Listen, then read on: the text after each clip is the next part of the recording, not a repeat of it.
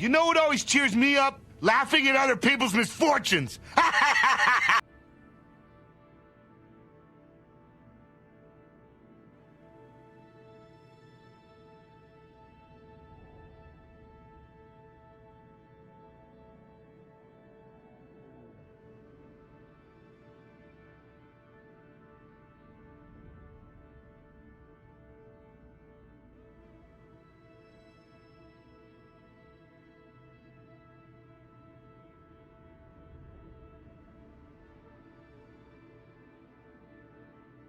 That's it, man. Game over, man. It's game over.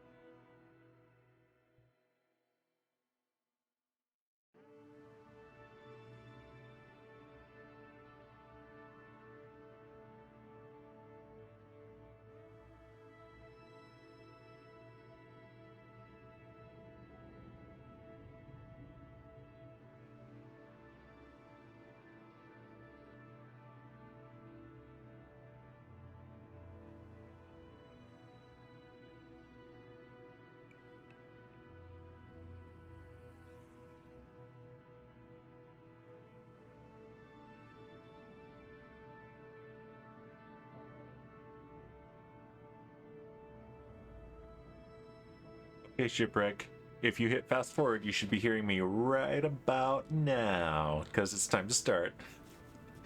Welcome guys. Yeah, Shipwreck, you are actual first. Let's see, hold on, I need to make one quick adjustment.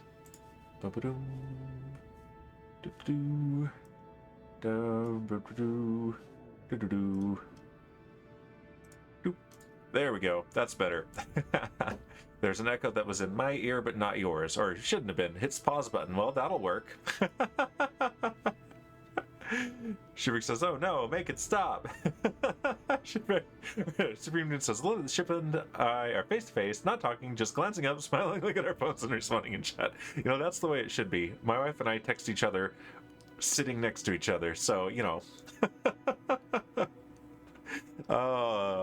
We've been married what, 4.5 years? Well, 4 years and a quarter, and probably can count on both hands how many times they've actually talked to each other on the phone. Always texting, so no, that's the way to do it. All right, welcome guys, and yes, Shipwreck is first, Supreme Doom is first, but not really, and the sound alerts appear to be working, so that's excellent. All right, let's turn off the starting soon screen and let's jump in to our saved game.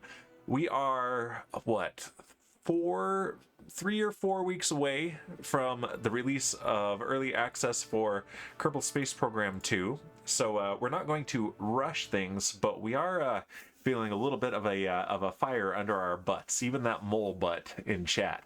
So we're going to see today how much science we can gather, because there are a couple of texts at least that I want before we really begin our end game mission, our final grand tour with the whole crew. So let's look here what we've got. Look, we've almost got the entire tech tree unlocked. This one here we've been skipping because I don't really care about what's in there. Like there's a couple nice things, but I'd rather save up the 160 science points. But if we get 129 more science points, then we can unlock the next one that we've been working towards, which is metamaterials. Meta. But the reason I want this is specifically for the 5-meter fairing, because we've been doing some shenanigans with the 3.5-meter fairing to get it to fit 5-meter rockets. And no more. I don't want that anymore. So, yep, that'll be great. Pete Venkman, welcome, first but not really. How are you doing today, Pete Venkman? Let's see, other ones that we want for our endgame mission. It would be nice to get the hypersonic flight and aerospace tech, but we haven't flown a single plane in this playthrough. Planes are finicky and frustrating, and I thought about trying to do a space plane, but maybe not. We'll wait. We'll see what Kerbal Space Program 2 has to offer for that. That one's not very important. The experimental aerodynamics one would be very nice because it's got some bigger fuel tanks and cargo bays. So those I think we're going to want for our big grand tour ship that we're going to be building soon. And yes, shipwreck, I keep saying ship. Hey!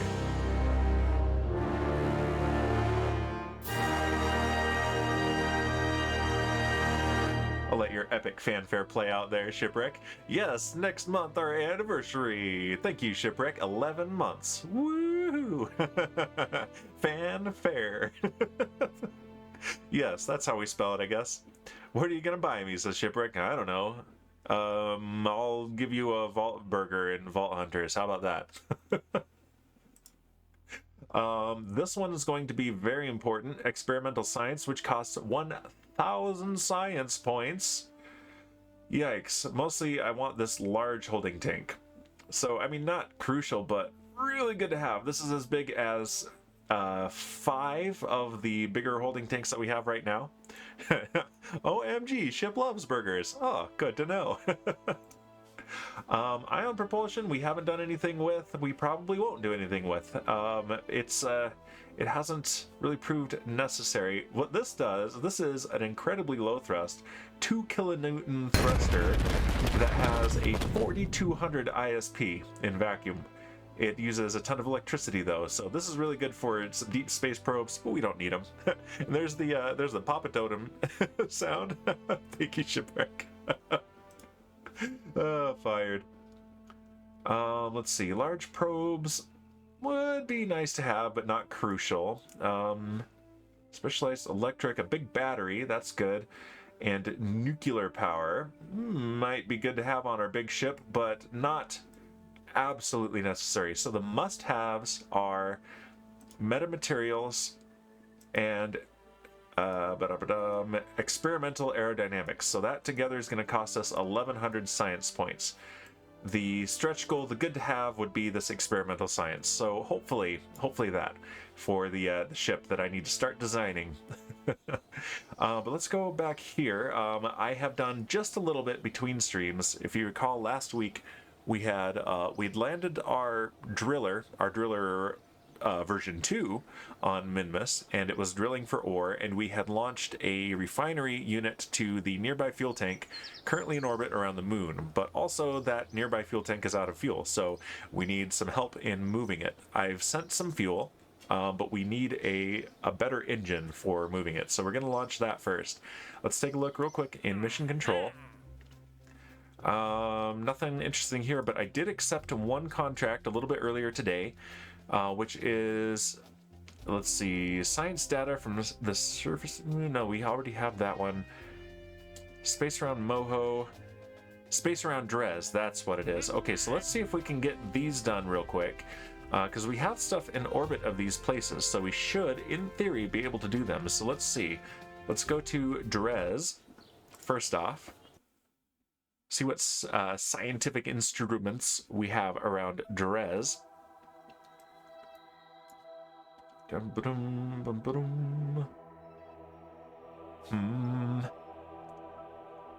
Let's look at relays, communication relays. Landed at Dres.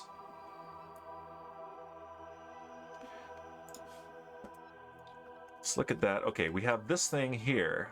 Dres Research, Exploration and Research Probe Relay. Let's fly that and let's see what it's got aboard that we can maybe send some science data home. It'll get us some money and a tiny bit of science. Every little bit is actually going to be worthwhile at this point. All right, so we've got this thing. Okay, cool. It's got a thermometer on board. Let's log the temperature, which we've done before, so we don't get any new science points from this directly. But if we send this home, we have a notification that we have completed a contract. We've just received experimental data from space around Dres. Good work. We get 116,000 space-O's and 3 science points. Awesome. Fantastic. That's really great. We like that. Let's go now to Moho, because we had another contract for that. We've got the ScanSat Supreme. And let's switch to that one. This is our 7th ScanSat Supreme, and this is the one that is mapping Moho. And there's our Discord. Hey, Shipwreck, Supreme Doom, have you joined our Discord yet? Because you should. Let's see what kind of mapping it has completed of Moho. Okay, done, says Supreme Doom. Nice. Excellent. Let's see. What can we send home? We might have some other data as well. Analyze data from this, the synthetic aperture radar. Why does it say 0? High resolution altimetry scan. Let's reset that experiment there. Okay, I think because we haven't done a scan yet. So let's turn off the resource overlay. Okay, yeah, we just don't have enough of the surface mapped yet. Visual biome. Well, that's a shame. But do we have anything else aboard, or are there any other? I think this is the only satellite that we actually have successfully gotten around Moho. Okay, what are the... We're too high for the MSR Enhanced Multispectral Scanner. We're currently doing the Advanced Resource Mapper. That's what we're doing. Status is ideal. Analyze data of resources. Okay, this is the one we can send home, and we would get 70 science plus complete a contract. So this is excellent. We finally have some information about resources on Moho's surface. Now we just need to figure out why anyone would want to land there. Well, to get those resources, obviously. Jeez, that's the whole point. All right, we just sent a bunch of science. Also, we got 3 more and 180,000 space-O's from that. So how are we doing now? We've got 497 science points. So we need 53 more to unlock our next big technology. So we're doing really well already. But let's see, what is the next thing we can do? We can do the Surface Aperture Radar C. So yeah, we have that, and we have this one here. We're too high for this one. Let's do the multispectral scanner. But what we need, what is the ideal altitude? Above 300 kilometers, but below 400 kilometers. So we don't have to change our orbit by too much to do this. Let's point retrograde. We have lots of delta V for this, so we can change this orbit no problem. All right, so we want to pin our apoapsis and periapsis, pineapple apsis and banana apsis for the Canadian mole out there.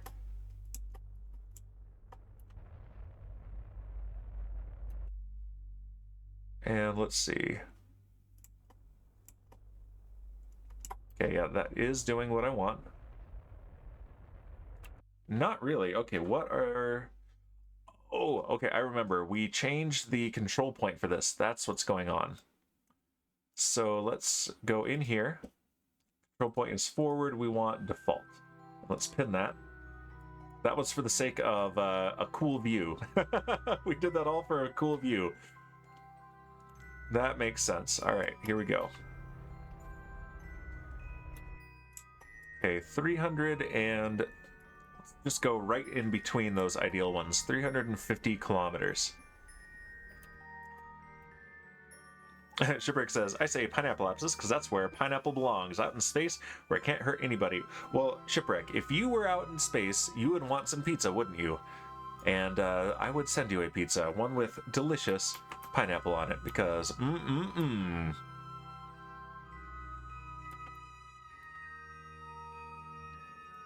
All right, now we're down to our periapsis. And let's lower our apoapsis so we stay in a good orbit for this. Let's get closer. There we go.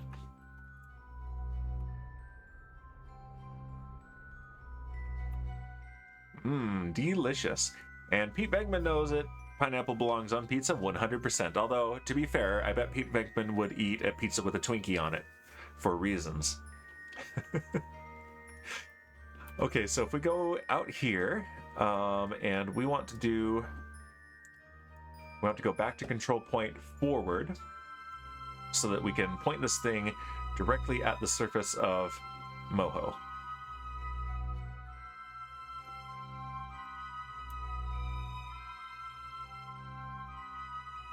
Like so. Tell him about the Twinkie. Excellent. Alright, there we go. We don't need to do this. The game handles this the same either way, but I really like having this thing pointed at the surface like it should be. So that's what we're going to do. And now here we can do stop the resource scan. We've got a full resource scan, but here we are in ideal range for our multispectral scan. So let's start that. Let's look at the map again. And we want, let's do a visual one. Is that what we're getting from this? That looks like what we're getting from this. Yeah, look at that. That is our map. Let's turn on our orbit overlay. And okay, we can improve this. We can improve this quite a bit. But what we'll need to do again is go back to control point default. Pineapple, Pete say pineapple.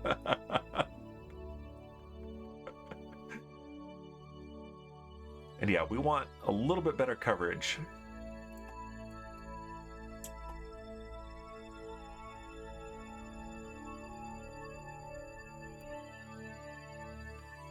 That's better.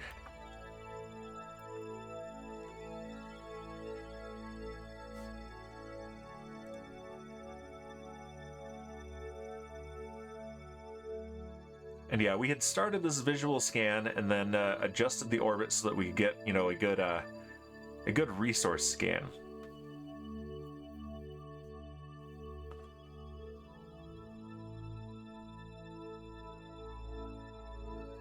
But I mean, this will work, but I would like it to be a little bit better spread out. As soon as we're over the dark side, I can time warp a little bit more. We're currently at the maximum time warp where it will still actually do a scan.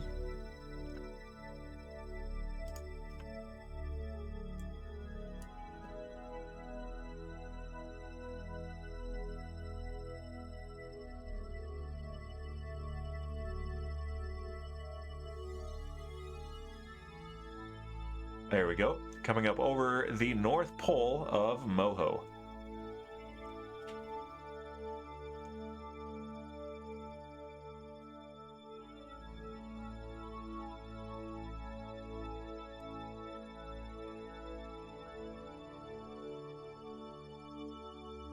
Alright, and now we're going to be on the dark side and we won't be able to get good imagery, so let's time warp a little bit more.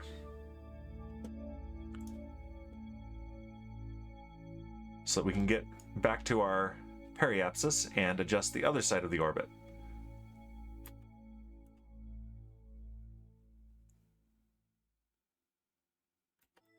There we go. And just a gentle application of thrust. Oh no, did you just... Oh no. Shipwreck, that is mean and evil and I won't stand for it. Wow, wow, wow, wow, wow, wow, wow, wow, wow, wow, wow, wow, wow, wow, wow, wow. That's all I have to say is extra, extra, wow. Super, super fired. Wow, says Pete Venkman. Indeed, wow. Shipwreck, you can't ban this though. Pineapple, pineapple, pineapple, pineapple, pineapple, pineapple pizza. Let's see, hold on. I want to do something here.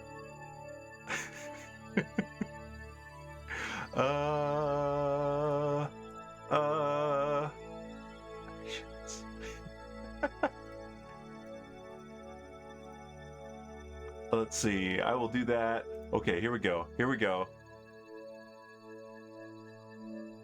Nope, it's not in there. You might have done that manually. Oh, you disabled it. Okay, yeah, you beat me to it. Here we go. And there's a Boozinate. That's it. We need a pineapple emote. I know, right? Pineapple on pizza emote.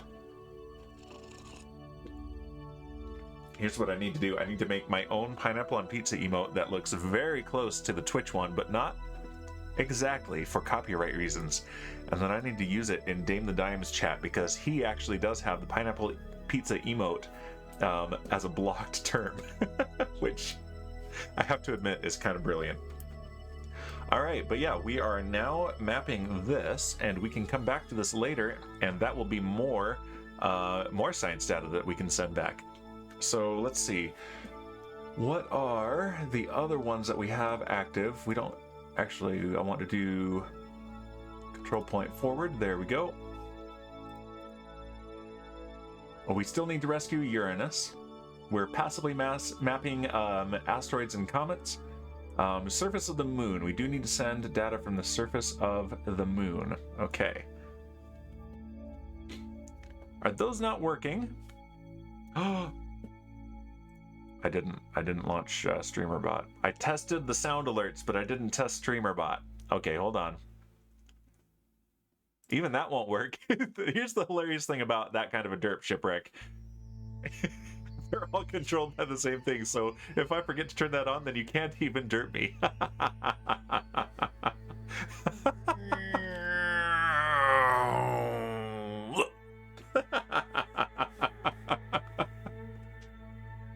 Oh, amazing. Oh, there's another one.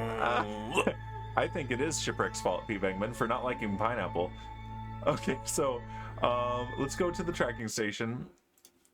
But so my stepdaughter's phone broke the other day. It had a fault with the logic board, and that Supreme says, "I have to go. My daughter and son-in-law are here." Well, say hello for me, Supreme Doom. But yeah, so they her phone broke, and I took it into the Apple Store to have them look at it, and turned out we needed to replace it, but fortunately there was an upgrade. So I told her that it was because she had decided a little while back that she doesn't like spaghetti with marinara sauce. Can you believe it? I can't believe it. Let's see, let's look at our rovers. So yeah, I think this is the one. What's the crew? Yep, Shipwreck and Kit. Fly it. Shipwreck says, only thing I don't like about StreamerBot is I have no control over it. You mean my StreamerBot.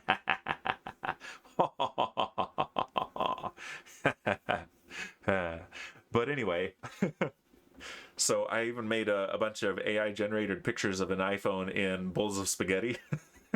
And told her that every time that it had rebooted itself during the diagnostics, before the diagnostics could complete, the last image it sent before dying was an image of it thinking of spaghetti. And then we, quote unquote, found her new phone in a spaghetti package. It was, it was pretty great. All right. But there was no pineapple involved. Let's see. Oh, Stream Room says, it quotes a conversation stream. Danbury says hello. Son-in-law nods and says, that's a South Park reference. Keeper, not absolutely a keeper. All right, log the temperature. Oh, no way. We actually get science from this? We haven't done a temperature scan from the moon's Midlands? This is a bonus. All right, 22.4 science plus the probably 3 we get from this contract. Send it. Send it, Kit. Send the science.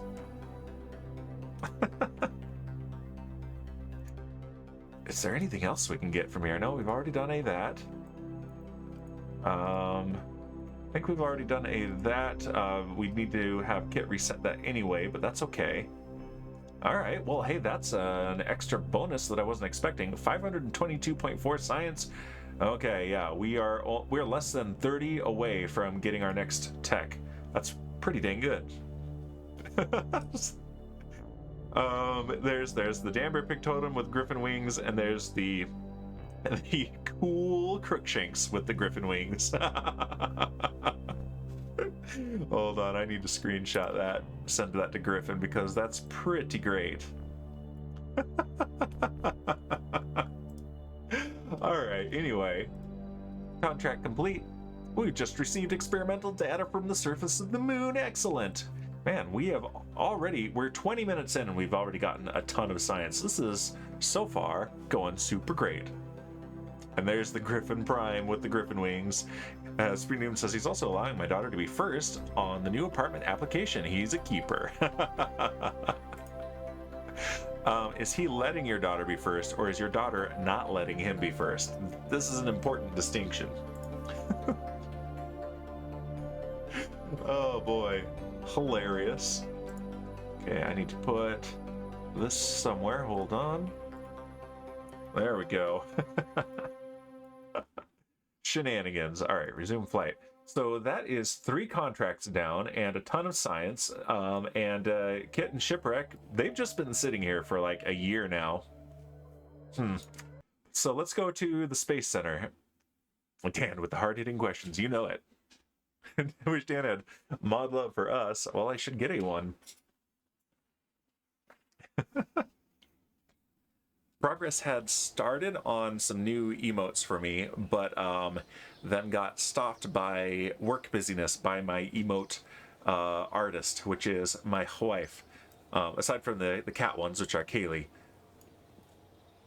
Thanks, mods. That's Supreme Doom's one. That's a Griffin one, I see. I have one, Supreme Doom. Supreme Doom, it's purple. That seems just so out of character. Alright, let's check now in mission control. Is there anything interesting? Reposition satellites, recover stuff, rescues, blah blah, no. There's some cool stuff here, but nah. I think we're good. So let's see, we need to go now, and we need to send a space forklift, which I have updated this design just a little bit as well. So it is now Space Forklift 3.1, aka Nuclear Space Forklift. Shipwreck added one with Fossabot. Okay. Hold on. I'm gonna do something, Shipwreck. Maybe. Oh, I don't think I have a tab open for Fossabot. You're off the hook. I don't want to bother with one. Yeah, I'm too lazy. Yay, pizza! This is free new. It's gonna have pineapple. And just for you guys, it's also gonna have maple syrup. Alright, give me a second. I need to hit the cough button.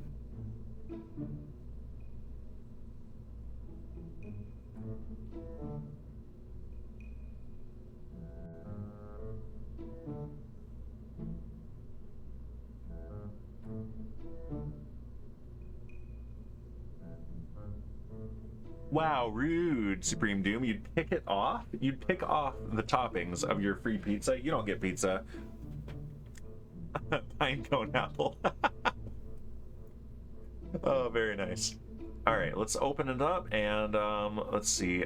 I can do the auto-saved one, but I like to, just in case, I've never had any issues with that, but just in case, I like to go to the actual entry here.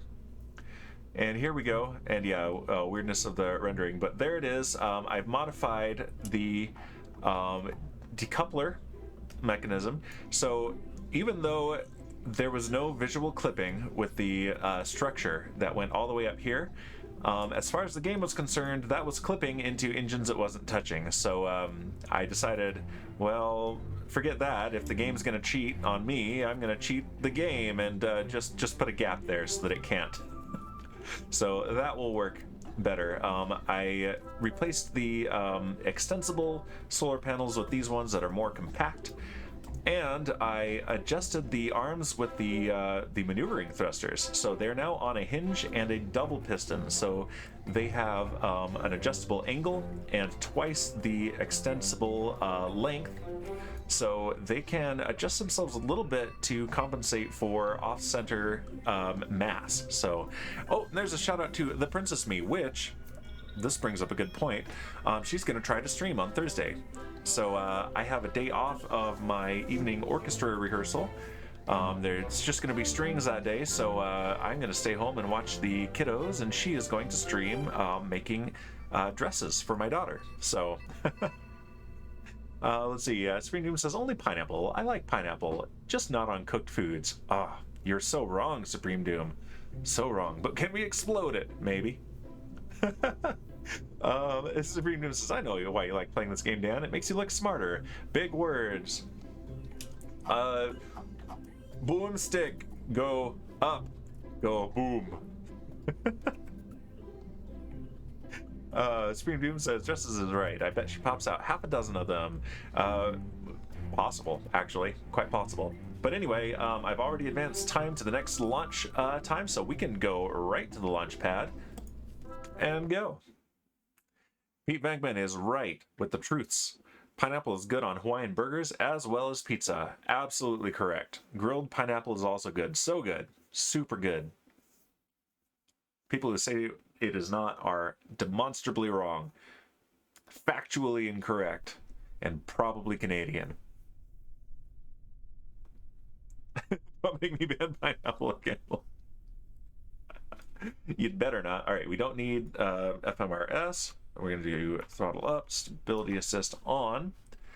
Let's turn off the messages. There we go. Let's turn on our flight recorder, altitude, acceleration, and dynamic pressure. And also, let's go ahead and do our ascent guidance. We've done enough launches. We can just use this and just hands-free watch it go. Pineapple!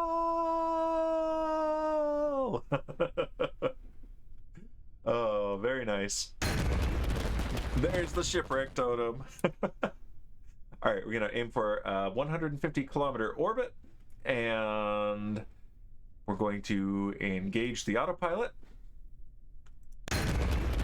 There's the Supreme Doom one. Very nice. And let's go to this angle right here. And there's a chance that I might have to do some manual staging, at least of the fairing, but we'll see. It's being consistent on the first one. Yep. All right, we are go for launch in 5, 4, 3, 2, 1, and liftoff of the Arcus medium launch vehicle carrying a nuclear space forklift to space. And the crowd goes wild. Yay!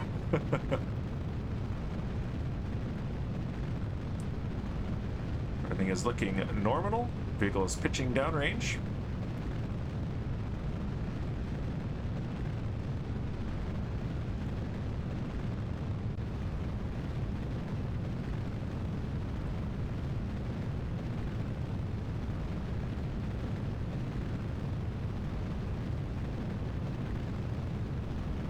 Vehicle is supersonic. Please explode, shipwreck, please don't. All right. That was maximum aerodynamic pressure and also separation of our solid rocket motors.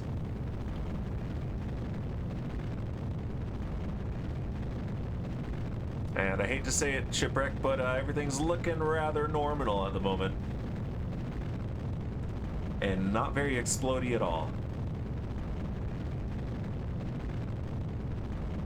Did you so nerd when you play this? Wow, rude. Excuse me, but actually, I'm just smart.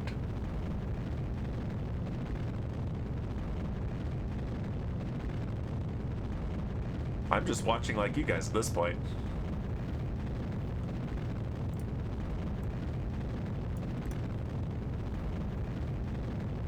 Next up is main engine cutoff.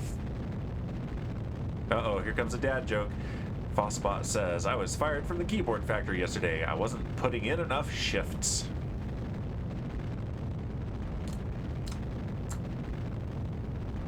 Anyway, we're coming up on Miko.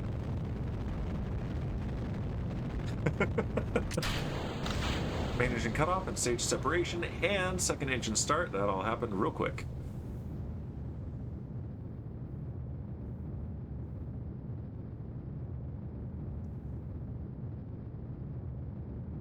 And yep, I'm going to need to manually do the fairing. There we go. Fairing separation confirmed.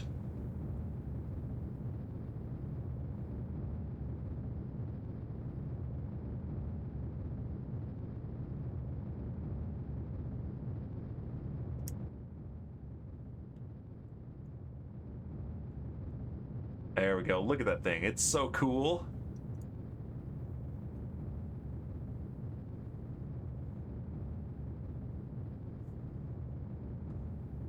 I am thirsty, so I'm going to hydrate and dilute Shipwreck's Boozinate.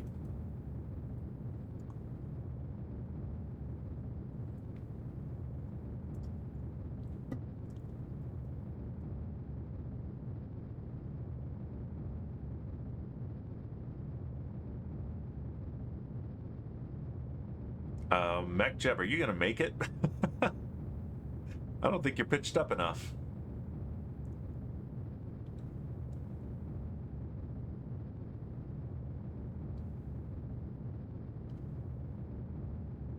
I mean, maybe. Periapsis is rising rather quickly, so I think we might be okay, actually. In fact, it's probably doing a better job than I would have, but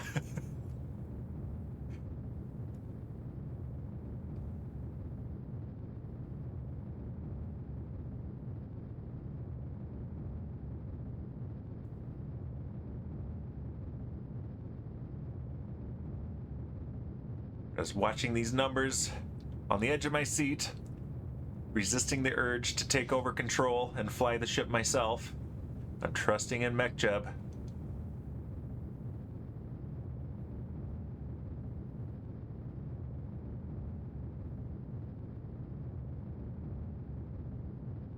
Yeah, I think we're gonna be fine. I say as flames start appearing. But our periapsis is rising very quickly, and now so is our apoapsis again, so... P. Pigman says, you sound like Jeremy Clarkson in a self-driving car.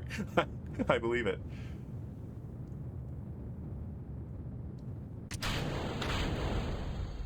Okay. Yeah, I don't like this flight profile at all, MechJeb.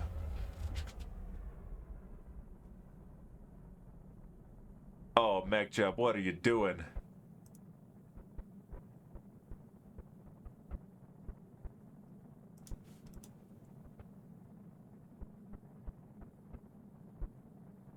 It's using tiny little bursts of the engines to keep the apoapsis up. So, I mean, technically this will work.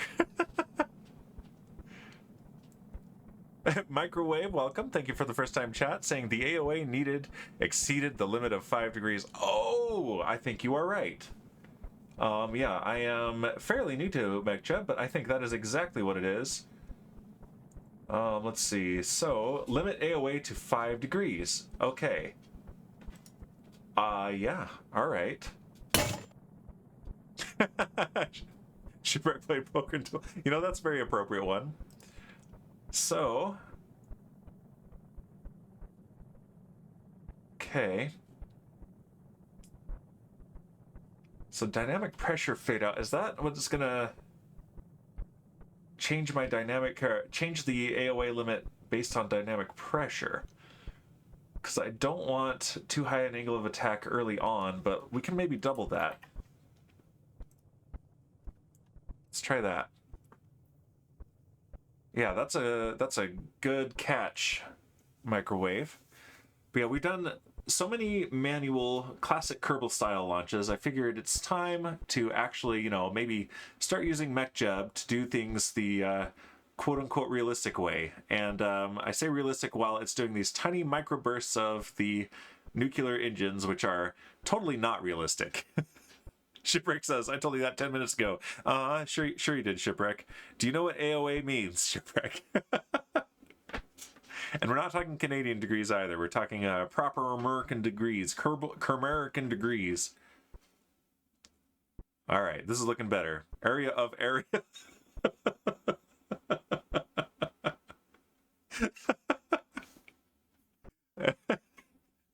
Area of area.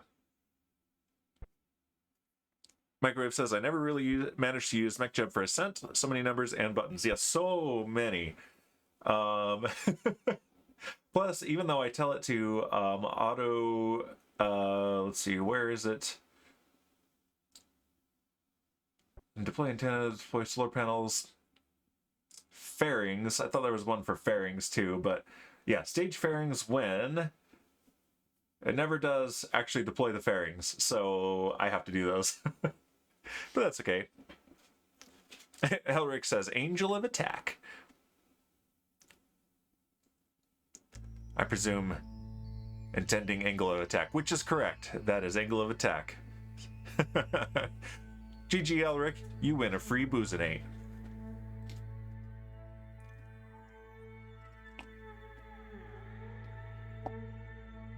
Shipwreck redeemed a Boozinate. Shipwreck had to pay for his Boozinate. Another! Yeah, MechJeb has been doing an inconsistent but way better than I could job of landing our reusable booster, and then Pete Beckman redeems a hydrate.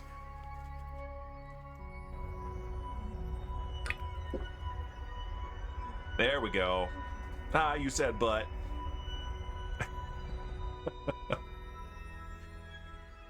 Alright, now we have a circularization. So that was not optimal, but it did work. So we have... Yeah, and this has stopped recording because we filled the storage on the drive of our probe core. So we can close that. But yeah, we have a nice circular orbit. This is done. And we have 2.2 kilometers per second left, so... Elric says, I better know that. I was a crew chief when I was in the Air Force. Oh, that's very cool. Yeah, angle of attack is a big deal. And it's nice to keep it very low when in the lower atmosphere. Otherwise, you lose stability and tumble out of control. But once you're in the upper atmosphere, it's fine. I can pitch way up. All right, we need to take this to the moon.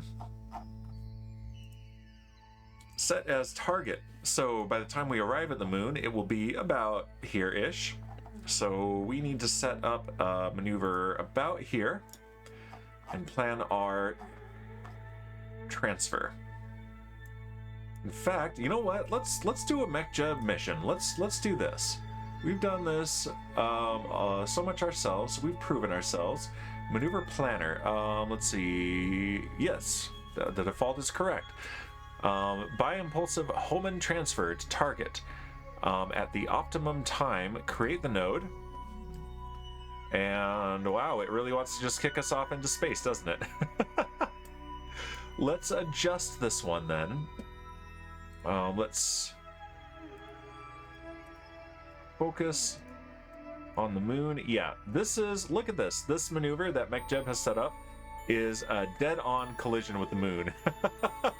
So, and yep, there's an invite to our Discord, the First Craft Discord, the one where I am the most active of all the Discords I'm in. So let's change this. If we tweak this,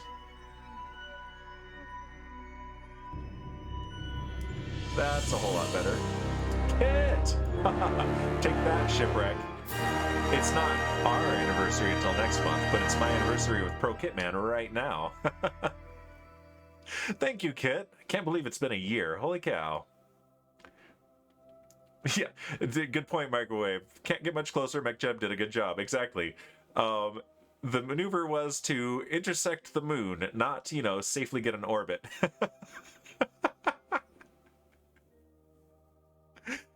You're gonna automate the Discord command. I'm gonna set that up in StreamerBot anyway. So here is, and yeah, we want a prograde orbit, so this is good. There's the fuel tank there. Its altitude is 500 kilometers, so let's set our periapsis to the same.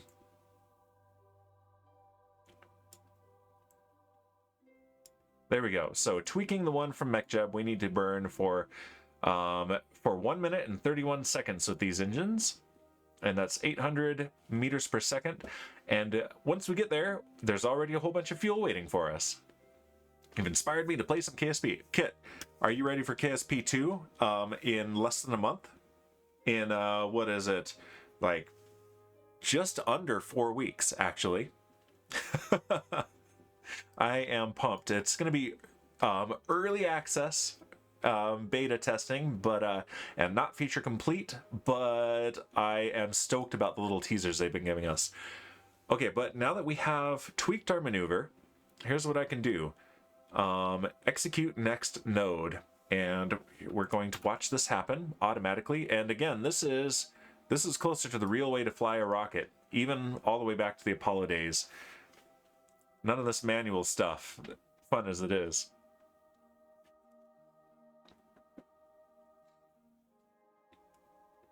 You haven't played KSP on your current PC? That's wild. That's how you know it's been a while. All right, hold on while this happens. I'm going to hit the cough button again.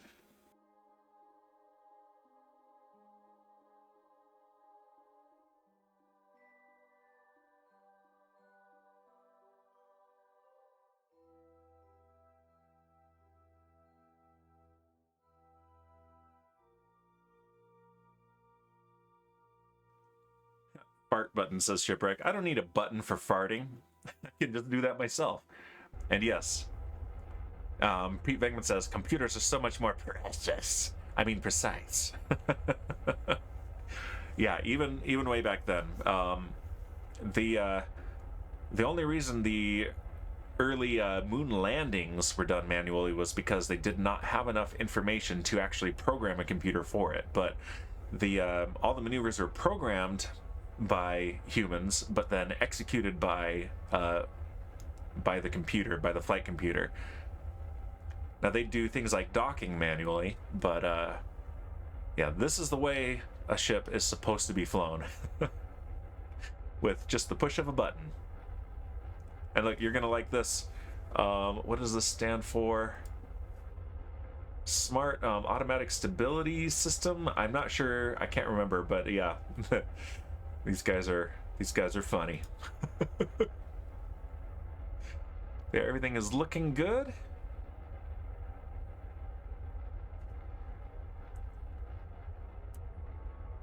And we can see our orbit changing here. Yeah, I still haven't heard much that is concrete, Kit, about the multiplayer modes for Kerbal Space Program 2. They've had a few hints about it being something like a space race. Look at this rendering glitch. There's a whole band that is offset on the surface here. I've seen that before. It's funny. But yeah, I am very curious to see that, and possibly maybe we should set something up. That would be fun. Okay, we will arrive in just over 1 day at our periapsis over the moon. So what we should do, our moon encounter is in just under 1 day. We should time warp to here. Uh-oh, there's another dad joke from Shipwreck via Fossabot. What do you call a monkey in a minefield? A baboon! No baboons were harmed in the making of this joke. The probe from Star Trek 4 made that scar on Kerbin's surface, says Pete Beckman. Womp womp womp womp womp womp womp womp womp womp womp womp womp womp womp womp. Dang it, now I want to watch Star Trek 4.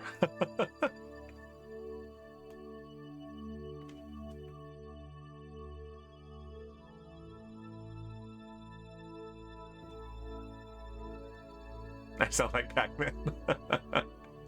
Let me guess, Shipwreck, you've never seen Star Trek 4, have you?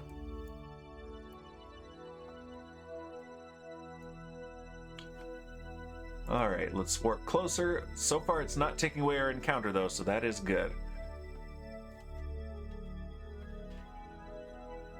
Happy about that.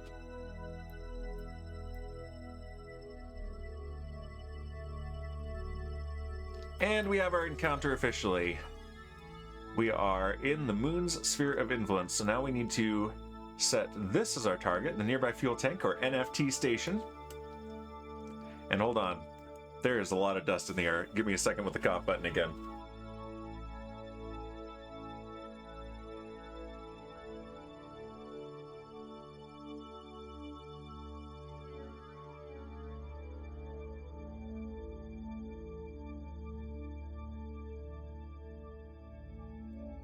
Also, terrible things have been said in chat. Let's see, #, ban, shipwreck. Ah, dang it, I used the #, instead of the exclamation point again. One of these days I'll learn. Someday. All right, let's do a maneuver at the descending node to change our inclination just a bit. We're 1 degree off. So descending node, so we need to burn normal. Ban Dan Bear Pig. Good luck. Nice try.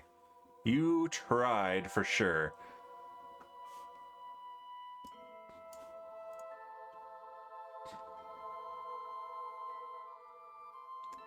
All right, we can turn that off as well. Although, okay, we did say, let's see, change inclination. New inclination 0. Create node. Oh, it's right over there. Okay, so we have missed it. So we want to do after a fixed time. Let's remove that node. Create node. Yeah, we just barely passed the descending node, so this is not going to actually work properly unless we do 30 seconds from now. Move all nodes, create node. Okay. Execute next node.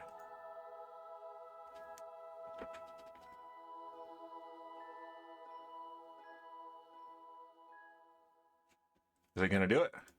There we go.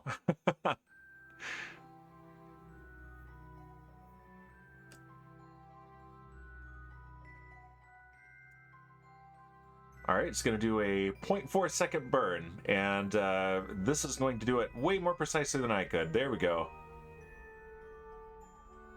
And of course, I did it at low thrust, so which is smart. And yeah, our new relative inclination is 0.028 degrees. That is fantastic. I will take it. And let's see, what else can we do? Change periapsis. We want that periapsis to be 500 kilometers exactly. So let's do this, 500 kilometers. And we want to do this again in 30 seconds from now. Create the node. And yeah, it's going to be a little bit of retrograde and a little bit of radial in, it looks like. So yeah, let's do that. Let's execute next node. And okay, it's official. I need to install raster prop monitors so that we can have functional props inside of the cockpits. I've been hinting at that for a while, that I'm going to do that for our final ship that we're going to start building very soon here. As soon as we have a couple more techs. But yeah, these there are some props in the cockpits there where I can do these controls by pushing buttons on a keyboard in the cockpit. So yes, I definitely want to do that. All right, this next one though we are going to do manually because we don't have the requisite data to plan this maneuver. And Cushman, welcome back. Good to see you here. I recommend asset props as well. Absolutely, yeah. I haven't played with them in a while, but I have done a bunch.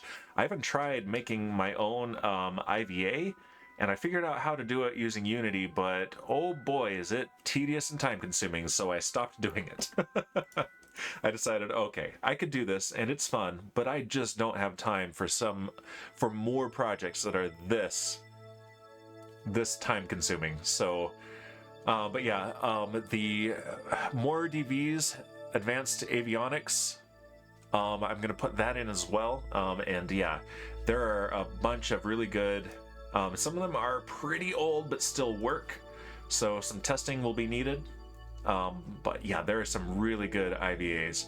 Okay, so we need to fine-tune our approach to the station. And here we go. Let's, as soon as we get past this intersect, it'll start recalculating it. And I can, let's time warp just a bit. There we go.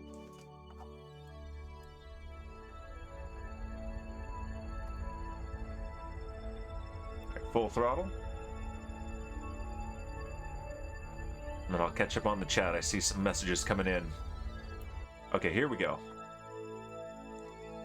And I figured out why it sometimes doesn't update this right away. As soon as I'm past it, it starts calculating the next one. So we can go around a few times here. That's actually probably the one we want. So let's do this.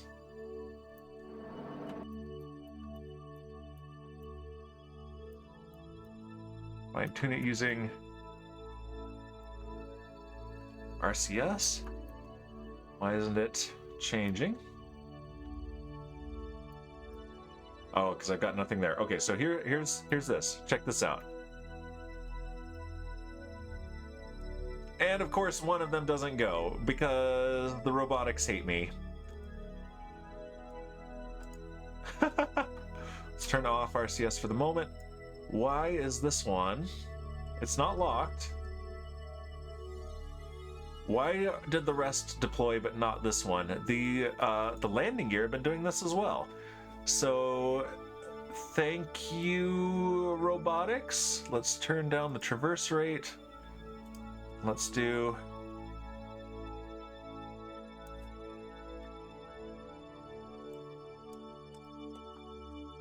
eventually it'll happen.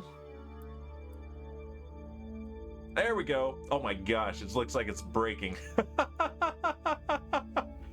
Oh my gosh, Kerbal, robotics.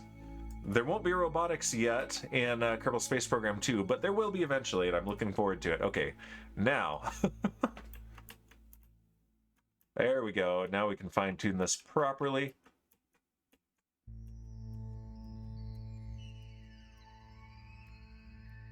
There we go. An approach of 500 meters. That's really good. All right, let's see. What does the chat say? Kishman says, I love IVA stuff. I play exclusively through IVA. Yeah, I want to do that as well. That's I've been looking forward to. One I'm hoping I can get to work is, although we won't need it for this, there's one that simulates an IVA for unmanned probes, which is the control center. Have you used that one? That one is really fun. And Kit says, just throwing together a quick triple launch satellite array in Sandbox. Shipwreck saying, can you make me a sandwich while you're at it, Kit? You use that one as well? Very cool. It's so good. The performance hit is huge, but so worth it. It's so much fun. And Shipwreck has a boozinate. Let's boozinate.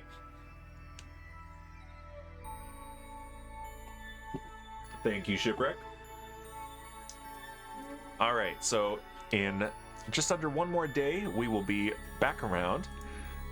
So let's time warp to here.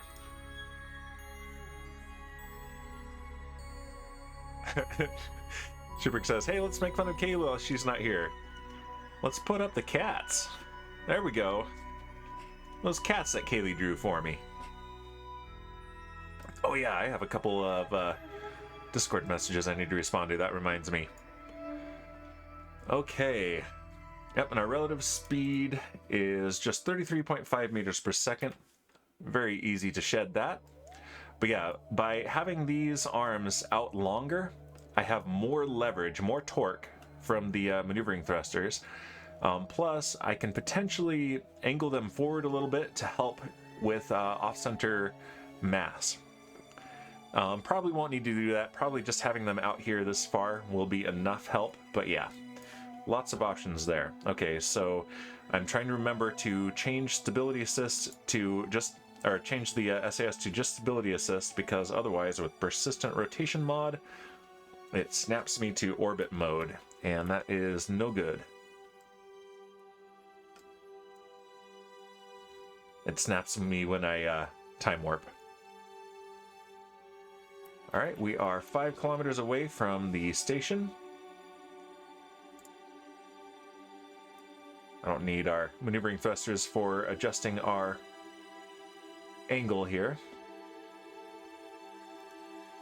All right, let's see. I think if we burn over here, we will tighten our approach. Yes, indeed. 400 meters, 300, 200, 100 meters. That is plenty.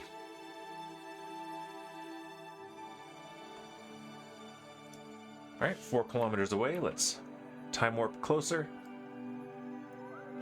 3 kilometers. We'll get the little lag spike as the station is loaded. There it is. 2 kilometers. And 1 kilometer. All right, let's slow down.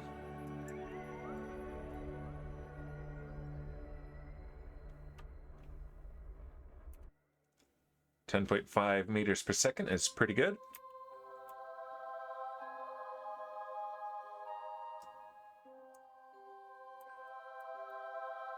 And there it is, a little bit longer than we saw it last because I added a big fuel tank to it, a big liquid fuel tank.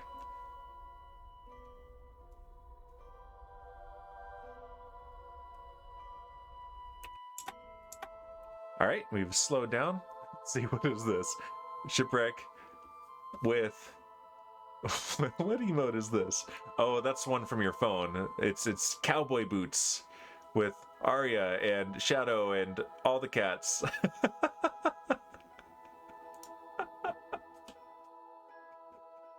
Oh, are those cats and boots? Boots and cats? That's what it is. It's boots and cats and boots and cats and boots and cats. There it is. Just as I say it. Shipwreck adds it in. Boots and cats and boots and cats. Oh, Shipwreck, you're fired. All right, so we need to replace the old forklift with this new nuclear one. So here's what we're gonna do. We're gonna switch to here. Okay, good. We do have fuel. So let's undock.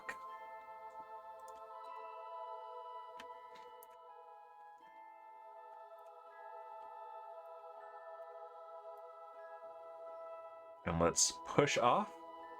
Dan beatboxing. I hear a space warden, a space skulk shrieker, rather. All right, let's take the cats down.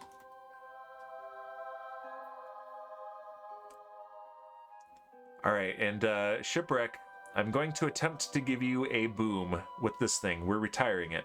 It's done. All right, that gives us enough clearance. So let's take this, make sure we're controlling from the docking port. Choose.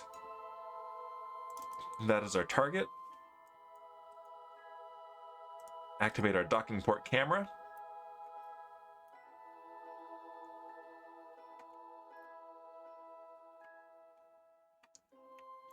Shipwreck redeemed boom. All right. So we're going to aim over here. Turn on our maneuvering thrusters.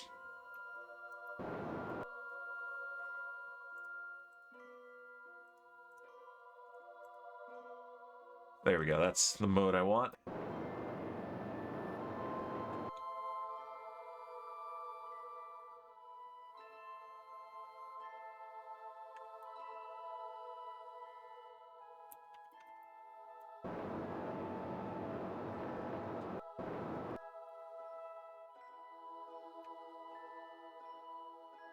Okay, so there is our refinery right there.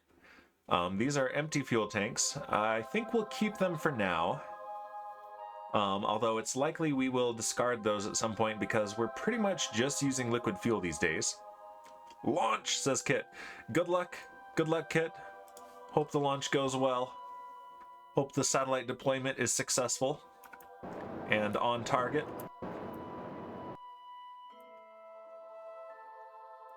Lunch, says Shipwreck.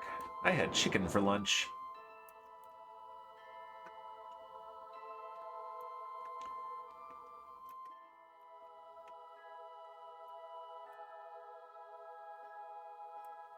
All right.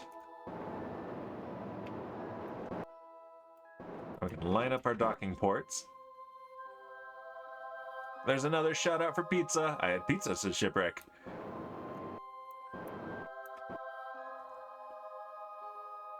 Now I want pizza. You guys are just making me want all the things. Whoop.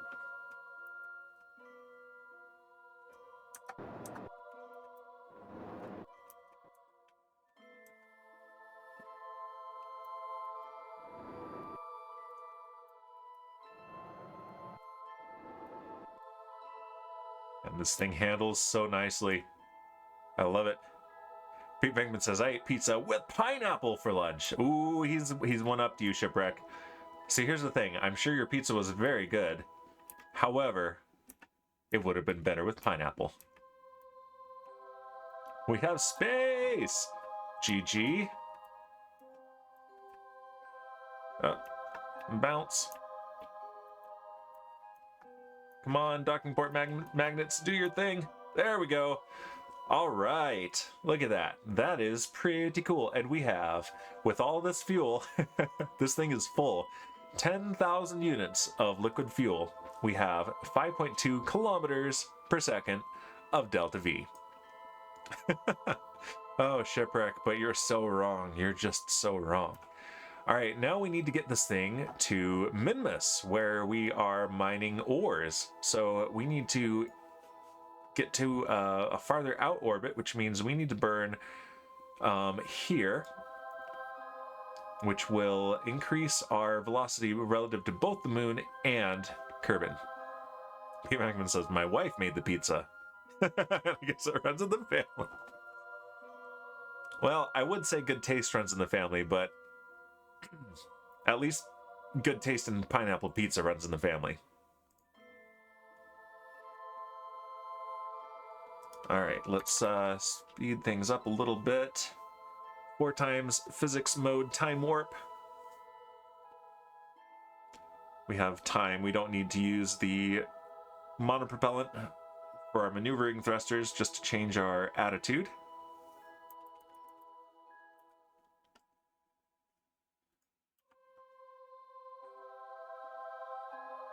There we go, and that will do. We can change our target to Minmus. And let's see, let's try this. Maneuver planner. This time we need...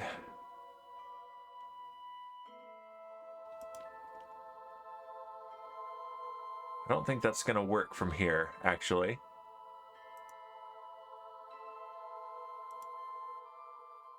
Will this actually work from here? Yeah, no, must be in the same sphere of influence. Okay, so we need to leave the sphere of influence here. And let's see, Shipwreck says, some Supreme bought my favorite cake today, tuxedo cake from Costco. Nice. Oh yeah, that's right. Yesterday was your birthday. Shipwreck is old now, officially old. Or, you know, something. All right, let's just burn then. What is our control point? Let's make sure we know that. Let's do this docking port here. I think we're pointing the wrong way. We sure are. Okay.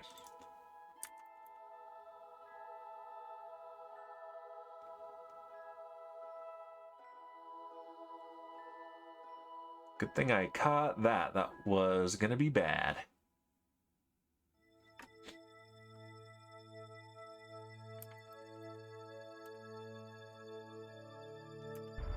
There we go.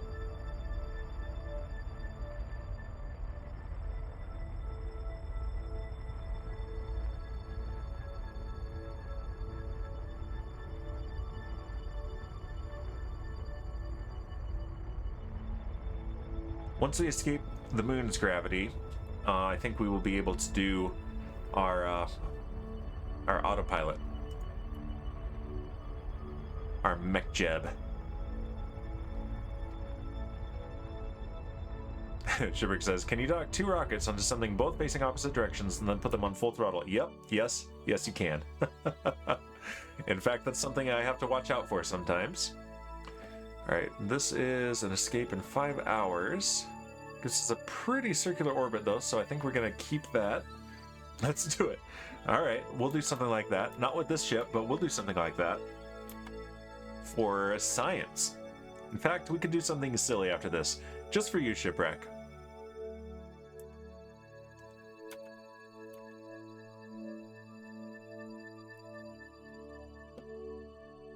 Okay, we have our ScanSat Supreme 8 arriving at Eve in 28 days. I'm keeping an eye on that.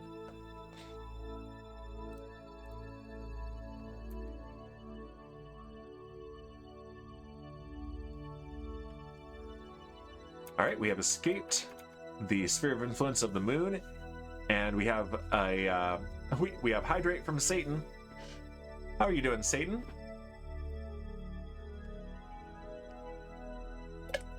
I saw you got some pretty cool loot in Vault Hunters. Was that from a vault run, or did that... it would have to be from a vault run, because I don't think there were any relic fragment, or not relics, artifacts in the vault dolls. Okay, so it's, yeah, biimpulsive transfer. So create node. And what it means by biimpulsive, it's an acceleration and then a deceleration, which means, so from here, we have the acceleration to get to where we're going, and then the deceleration to slow down once we get there. So yeah, once again, it's going to have us on a direct collision course. Let's focus the view here and adjust this so that we don't get a collision. We want a prograde orbit, so I think adjusting this maneuver retrograde will do it. Yep. And let's aim for 500 kilometers again.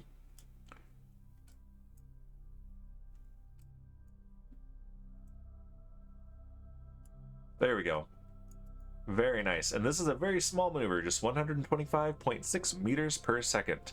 So here we go. Let's execute the next node. Oh no! Oh no! Kit says, okay, made it to space, but my satellites didn't activate properly.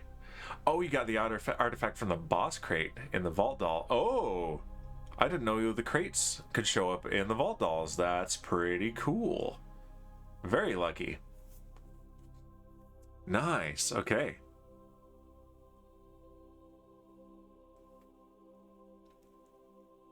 Alright, and yeah, we are pointed towards the maneuver, and then it will probably do, it's a 1 minute burn that's coming up in 1 hour, so it's probably going to do some automatic time warp here.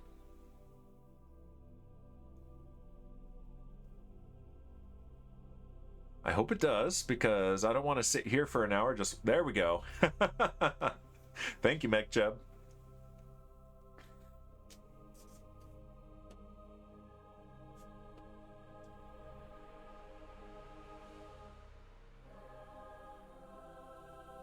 All right, we're headed towards our maneuver, and there is our ignition. Okay, but this thing actually looks really cool. I'm gonna get a screenshot of that burning. And excuse me for the cough button one more time here.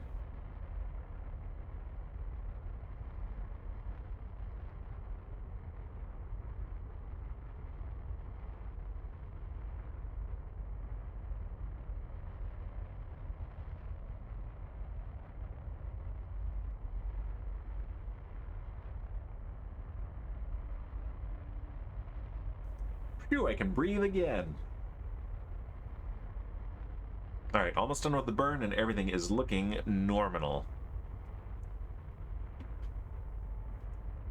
And that's right, we're moving an entire space station to an entirely different place.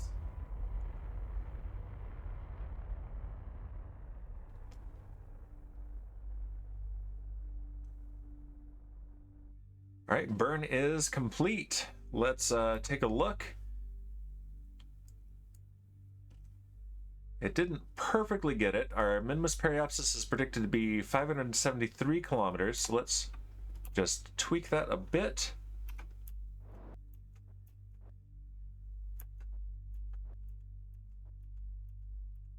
Just a tiny adjustment here goes a long way there. There it is, 500.1 kilometers. Okay, let's we'll get there in 13 days, so this is good because it's also going to be moving the clock forward, which is extra important at this point in our career. All right, let's warp to here. We want to get to places.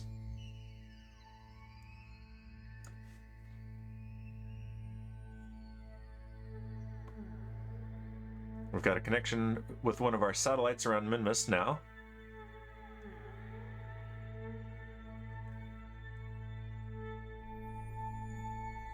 All right, now let's warp closer very carefully because we don't want the game to take away our encounter by recalculating things during time warp.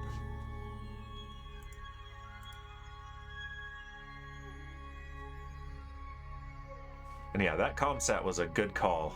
That is doing a great job. And there's a Boozinate from Satan. Sniped it from Shipwreck. Thank you, Satan.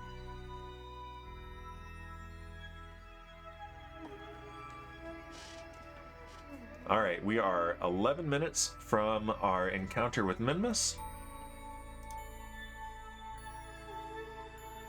And it looks like it's keeping our encounter, so that's good.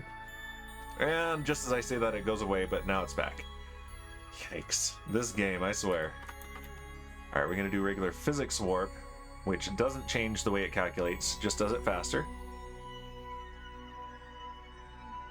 And it's complaining at me that it's barely keeping up and missing some calculations, but that's okay.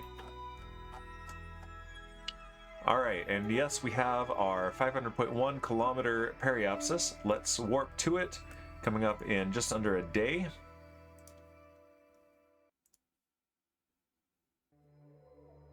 Never trust the time warp, says Pete Wegman.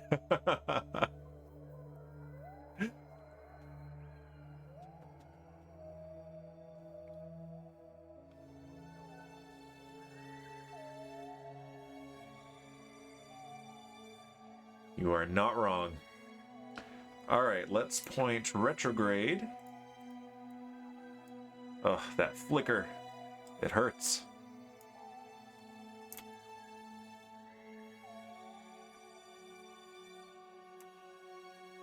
I said point retrograde. There we go. It's like, you're not moving. Why aren't you moving? Move.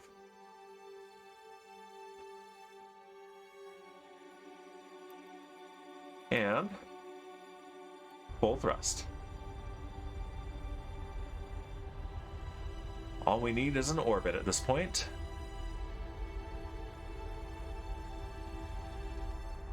Although I would like to change the inclination. Currently we have a nearly 12-degree inclination.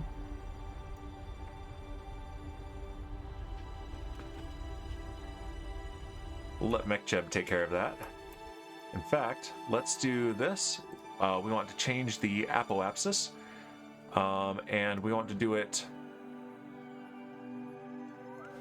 How far are we away from apoapsis? Or periapsis? 7 minutes. Okay, so we can do that at the next periapsis. That'll be perfect. And we want the new apoapsis to be 500 kilometers. Create node.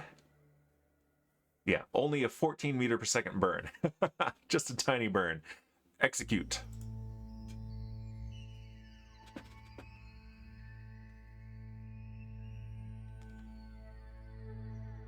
All right, it's fine-tuning our attitude here, and then it should do some time warp. Just a tiny bit of time warp. Yep, there it is. It's a 6-second burn at full thrust. It's probably going to do a very low thrust. That's what I would do anyway.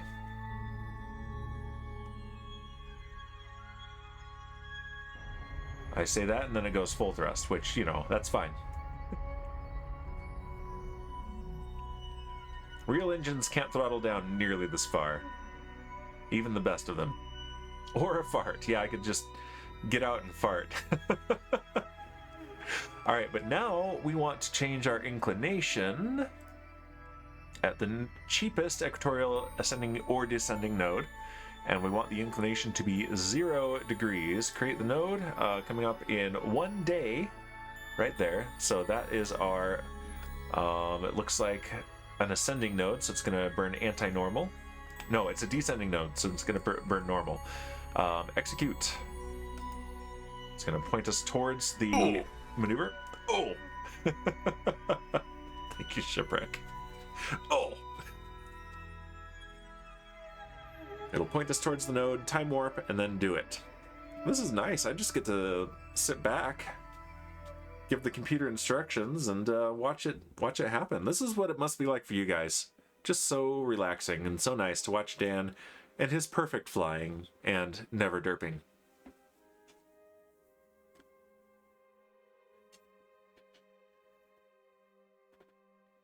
All right, flight computer, do your work.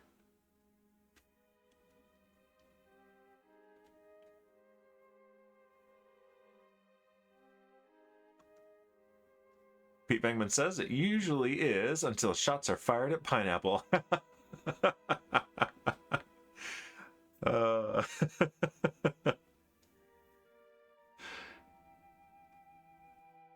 Remember on my birthday stream when my wife made me pizza that had pineapple on it and I ate it on stream? That was a good day. I think I'll do it again this year. That's months off though. Alright, we're pointed towards the maneuver marker on the nav ball. She must not like us, says Shipwreck. Excuse me, but she likes me a lot. I said, hey, for my birthday, I would like some pizza with pineapple on it. She said, I will do a that. And she did a that, and it was a delicious.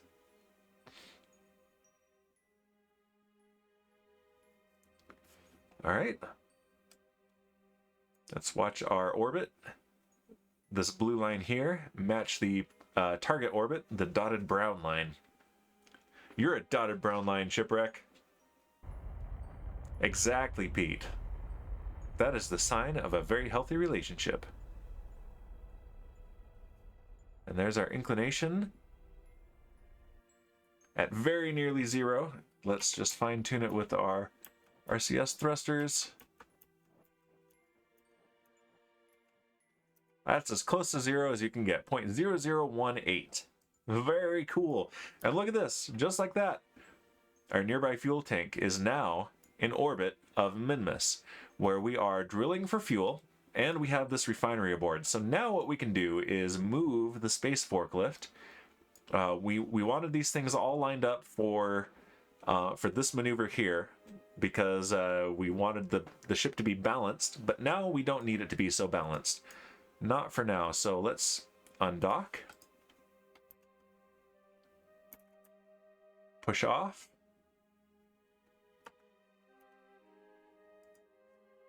Control from here, and let's choose this docking port here as our target.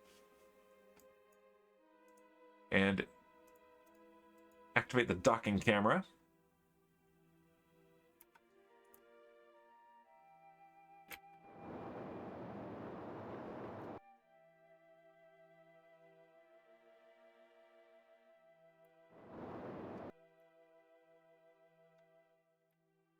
There we go.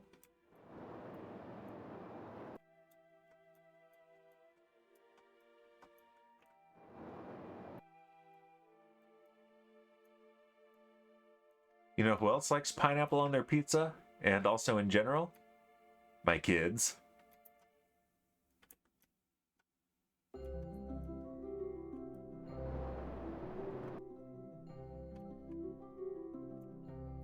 They're going to be 2 years old next month. I cannot believe it. In 2 weeks. Madness.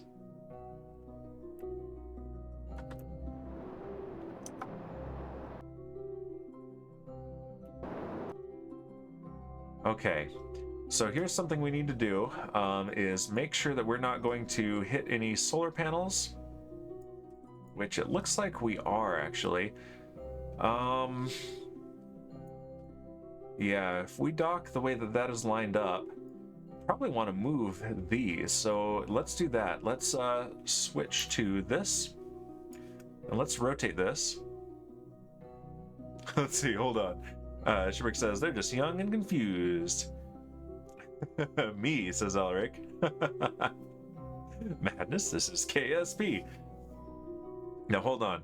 Let me make sure I have the context right for you saying me, Elric. Is it a yes or a no for pineapple on pizza?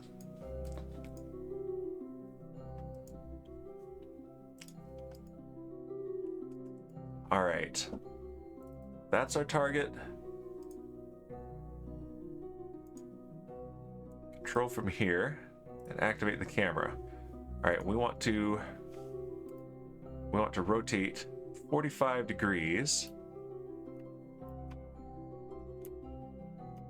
Like that.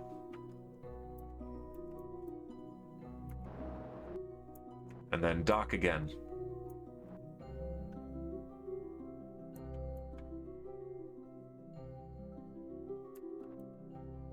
There we go. Okay, that is good. No, it's not. Let's try it again from the right docking port.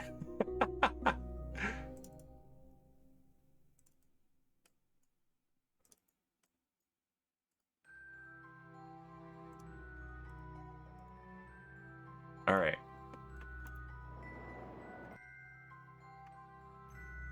We can see better here anyway, so I mean, this is better. That was kind of funny.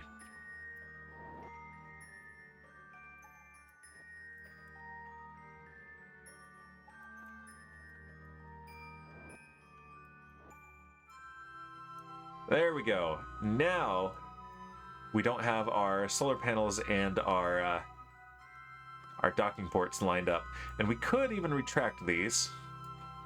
See, this is getting worryingly close. Let's okay.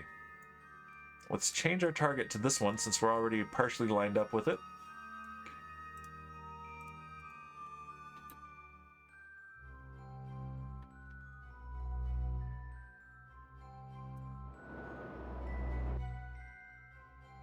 Uh-oh, Kit says, "Oh, I am dumb." He has probably realized what was wrong with his satellites, and hopefully it was user error, because user error is the easiest thing to fix. So what went wrong, Kit? You forgot a probe core on the satellites? That'll do it.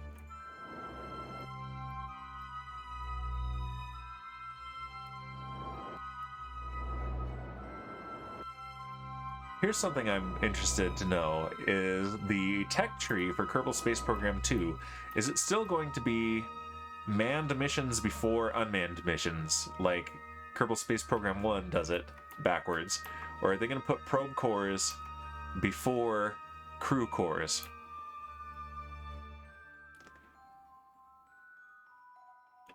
Yes to pineapple, says Elric. Okay, good. You're not banned. You can stay. Just silly, says Kit. Yeah. Derp add Kit. How about that?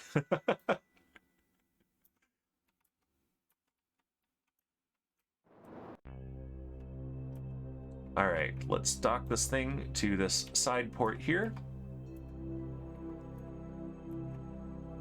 Although we'll probably be putting the fuel tanks this way, but this thing is quite modular and configurable, so... And it even comes with its own built-in antenna relay.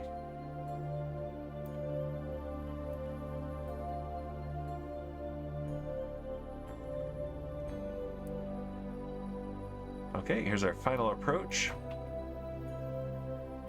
We can see our shadow on there, that's pretty cool.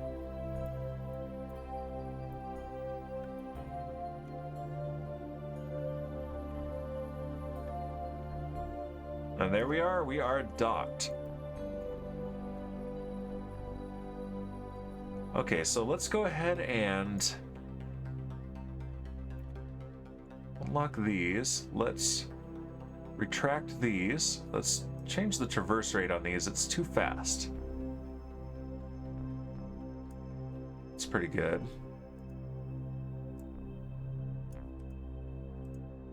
Okay, good. That did all of those. Excellent. So now let's retract these pistons.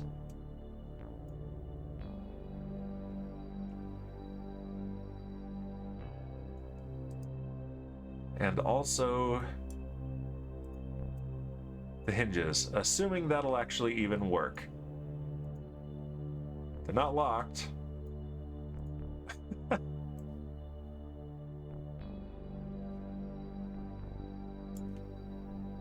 Let's see. Turn off the auto strut. It's the auto strut. So they fixed in a recent update that auto strut would interfere with robotic parts, or at least they said they did. Yet. All right, we'll replace the auto strut there, and all right, let's lock those again. And so that is now packed away and ready to be used later in the future. And yeah, we still have tons of fuel. So now what we can do is refuel this thing via the refinery down here. Let's go to our map view, and that is a lot accomplished in only half the stream. I am very pleased with what we've gotten done today, and we still have lots of time. Okay, so there is Mosquito 1, but we have Mosquito 2, don't we? I think we do. Yeah, Mosquito 2. All right, let's switch to Mosquito 2. Let's do an autosave first, just in case the Kraken attacks. It's the only thing we use the autosave for. Come on. Maybe it'll autosave. There we go, quick save rather.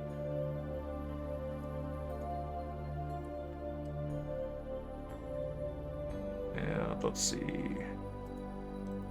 Mosquito 2, switch 2, there we go. February 24th is KSP2, that's right. So February 24th is a Friday, so normally the 25th would be Saturday in space, which would be perfect, except I have an orchestra performance that day, because of course I do. So we'll probably do a Saturday in space on Sunday, the next day, and see if I can make an extra long stream and get a first look at KSP2. I'm really excited for it.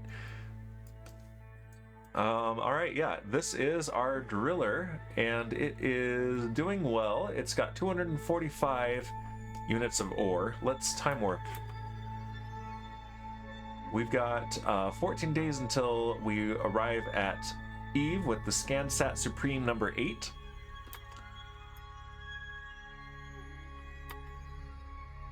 And now this thing is not the fastest.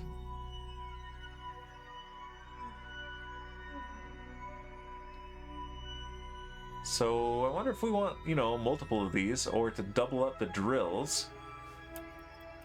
Because we're doing well on the electric charge. Okay, so we have 4,800 units of electric charge.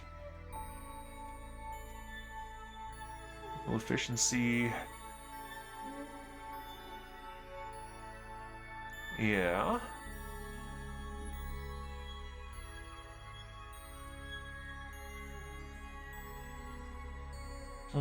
Let's see. Oh, Rick says, I have everything in my Steam wallet to purchase it on day one. Very nice. Yeah, the minute I know that it is ready to be purchased, I'm going for it. Okay.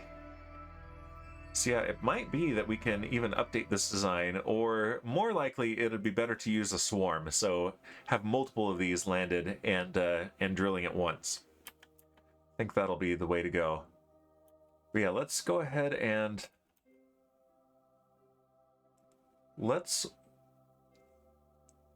6 days away from ScanSat Supreme 8 Eve arrival. So let's do this. Let's open this up. Let's time warp a few days.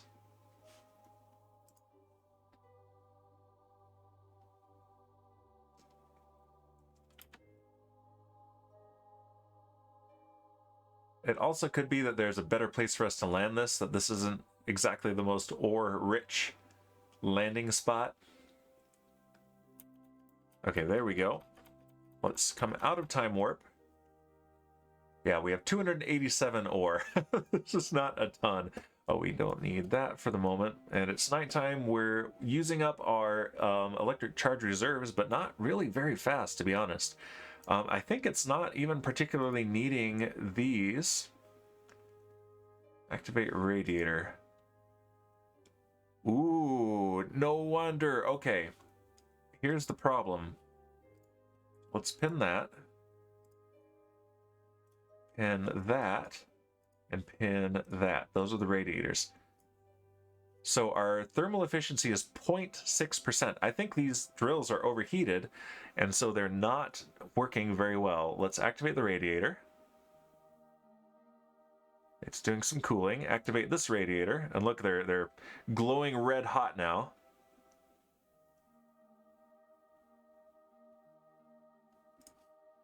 Okay, it's only those ones that are active. Let's just turn them all on. All the radiators. No wonder it's not using all the power. We calculated the power based on even the radiators. And can these keep up is the question. We are at 931.37 degrees Kelvin. These radiators are doing their darndest. And they might not be enough. So we'll leave this for now, and let's oh, that's cooling a bunch, that's cooling a little bit less. Hopefully this helps. But let's switch to ScanSat Supreme number 8, which is about a day away, because this is, I think, with the 1 day of lead time, or maybe it's 1 hour, we'll find out. Let's switch to that, and let's get it to Eve.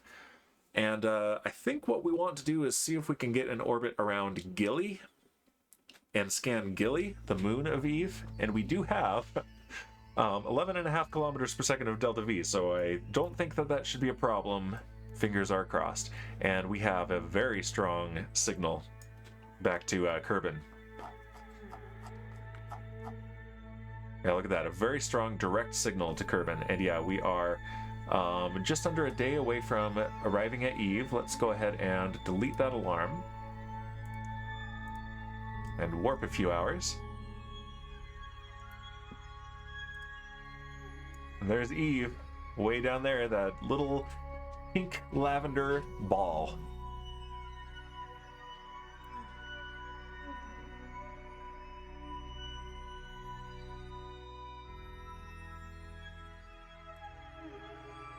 Warp closer. And this should get us some more science potential as well. In fact, I wonder how the Moho probe is doing at this point. We can check in on that again next.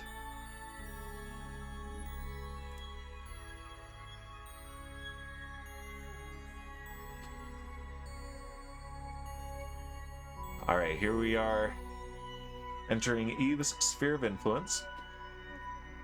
This should change from the sun to Eve. There it is. We're over Eve's peaks. And do we have any other scientific experiments besides the telescopes? I don't think we do. And that is fine. Alright, let's change our target to Gilly.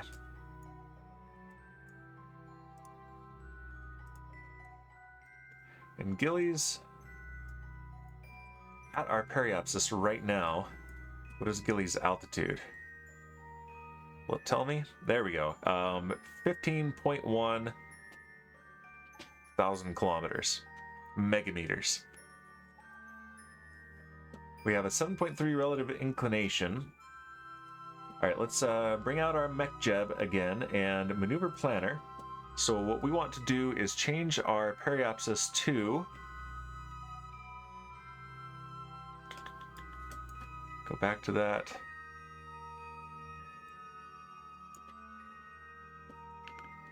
To Gilly's. Okay, focus view on Gilly. And Gilly is at, yeah, 15.1 thousand kilometers. All right, we want to change our periapsis.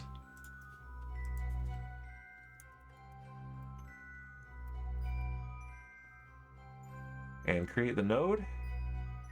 Orbit is hyperbolic, so apoapsis doesn't exist. Oh, right, at fixed time, and that is in 30 seconds. Create node.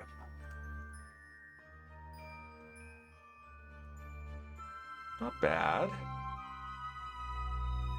All right, let's wait to do that. Instead let's warp to this periapsis and get our capture orbit, and then we'll worry about changing it. Oh, look, there's our exploration probe right there.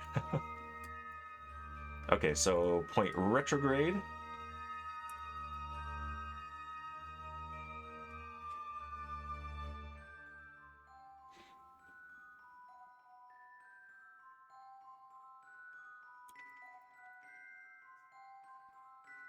And we're going to use up the 243 meters per second left in this stage pretty quick here. And then we're going to be switching to this stage.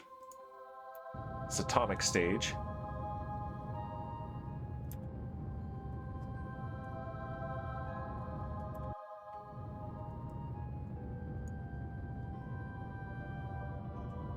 Have engine cutoff, stage separation, and atomic motor start.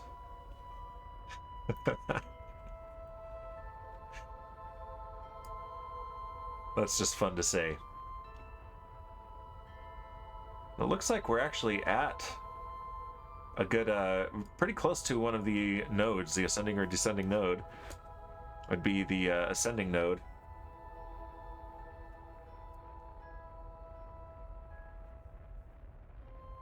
All right, we can speed this up so we don't have to wait through our very low thrust, high efficiency engine, because this is going to be a little bit of a longer burn. Long enough that I'm going to do a free hydrate. Just for you guys, because I care.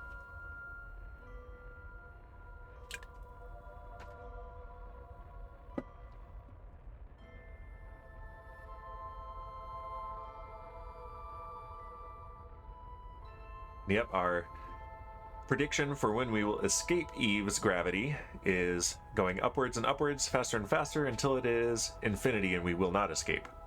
Free hydration, says Pete Venkman incredulously. You know it.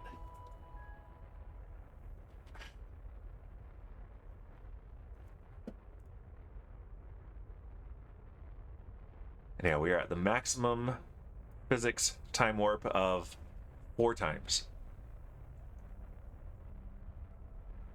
This stream is a real bargain. What a deal.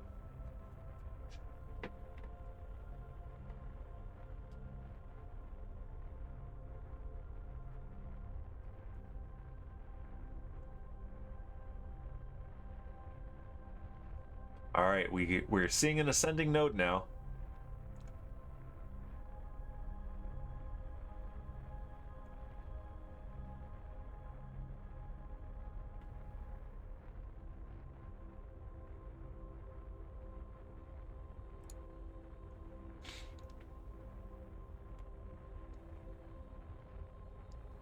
Everything is looking normal. And we still have over 10 kilometers per second total delta V available to us. This is definitely an over-engineered mission. After all the ones that have been sent to Eve and failed, over-engineering was the way to go.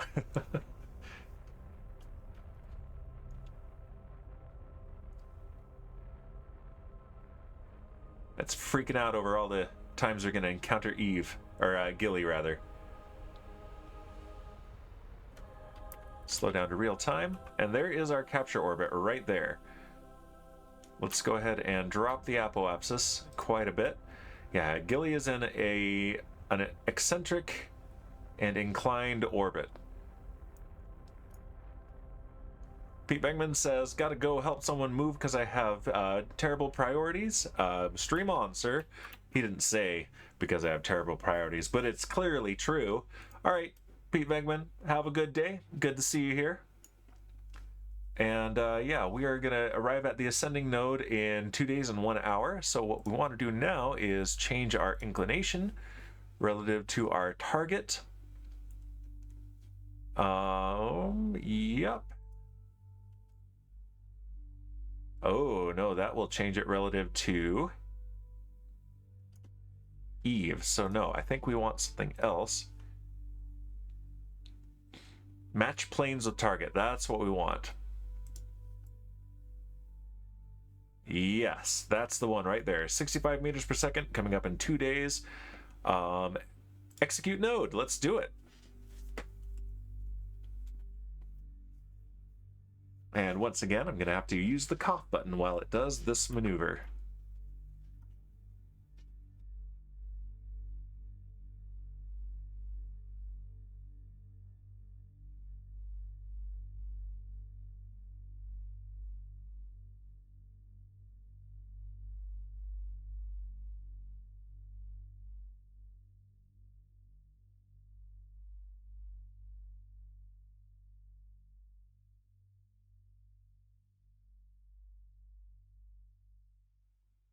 That's better. And yeah, we're also coming up on a Moho launch window, so we might be sending something to Moho.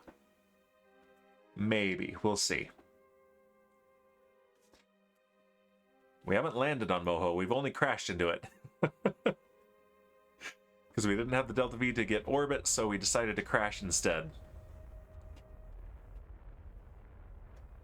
An impactor. We'll call it that. We'll call it an impactor. Oh, and I also promised Shipwreck a boom, so we've got to go and dispose of the old, obsolete, antique space forklift. We're not even going to sell it at a yard sale. We're just going to junk it.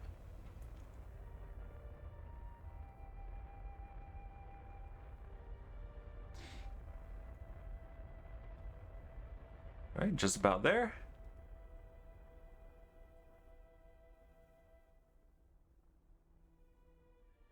All right, look at what a great job it did there. 0.00055 degrees relative inclination to Gilly. So now, now we have a different challenge. We're in a completely different eccentric orbit. So here, where our orbits intersect, we probably want to do, oh, that's in 21 days. Yeah, this is a 23.5 day orbit. This is wild. So this here, what we need to do is burn radial out. No, we need to burn radial in. As well as retrograde.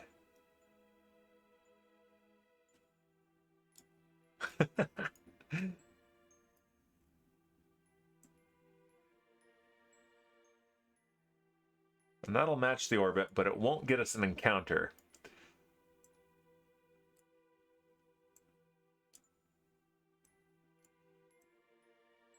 So we want to also have an encounter.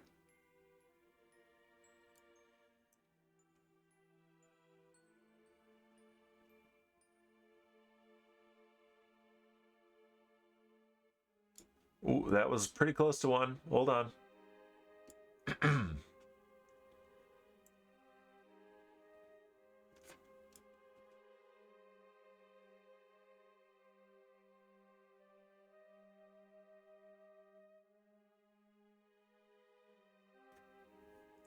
Had to hit the cough button again. I hope I'm not getting sick. I don't think I am. We've stirred up a whole lot of dust, as we often do in working on home improvement and moving boxes. It's just so promising and yet just too far off. Like, look at that. That's very promising. Okay, what if... Can MechJeb do this?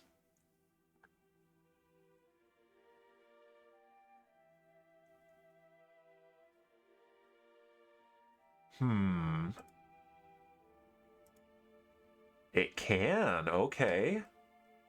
I thought we were in a little bit too eccentric an orbit, but no, look at that. That looks great. So here is Gilly right here. We're already focusing the camera there. So as usual, we need to do, oh, and it's a very cheap maneuver too. So let's tweak it just a little bit, retrograde, so that we don't impact.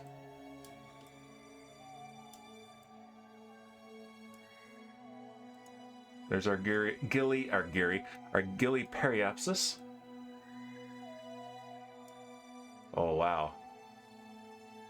I'm not sure we can do a proper scan of Gilly because we're going to leave its sphere of influence when we're too close to the surface. Okay, let's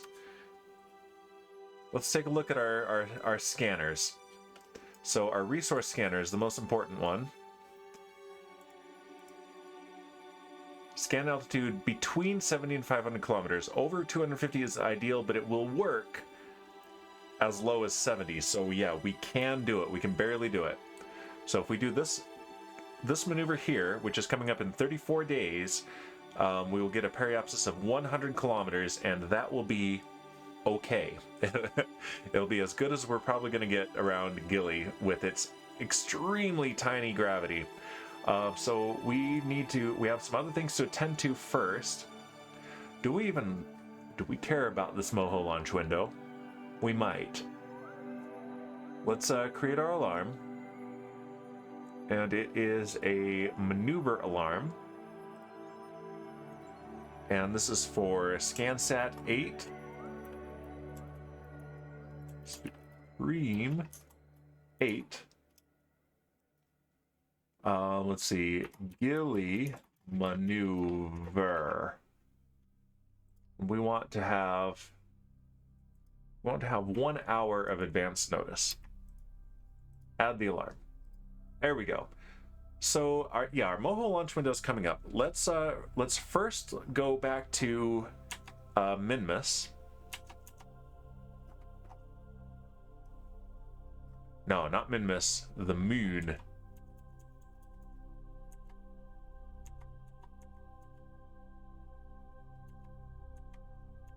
There's the sun bright in your eyes. And we need to crash the old space forklift.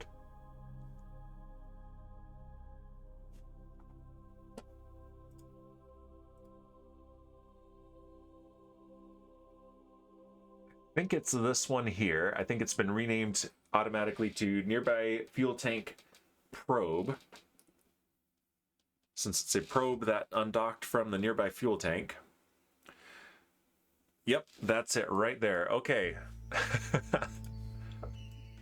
Let's see. Hopefully Shipwreck hasn't fallen asleep, because here we go. We're going to do the booms. We have 721 meters per second available to us. Our orbital velocity is only half of that, so we should be good to go. Plus we have all this RCS fuel for our maneuvering thrusters. All this monopropellant. But all right, here we go.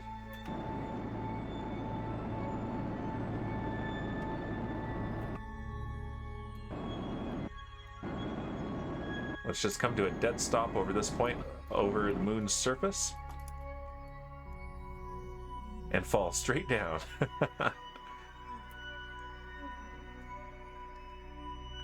Okay.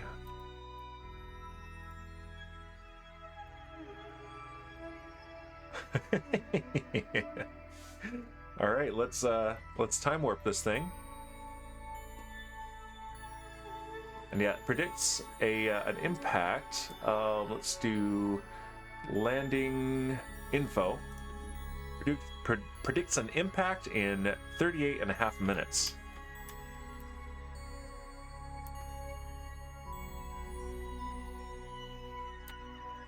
Farewell, space forklift, you have served us well.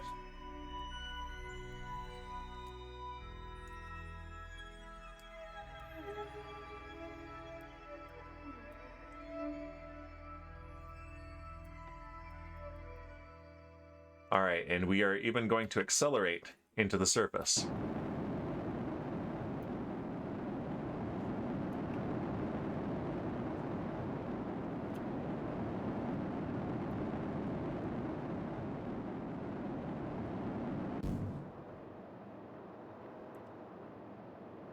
Here we go. What's our speed? 1.1 kilometers per second.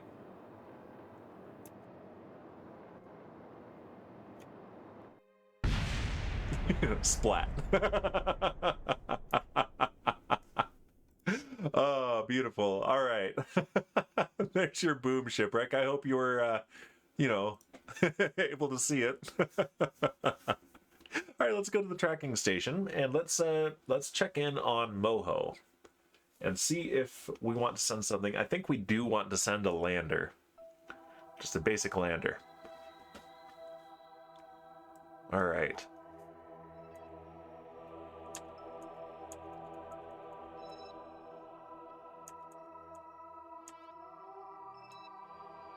There's Moho right there.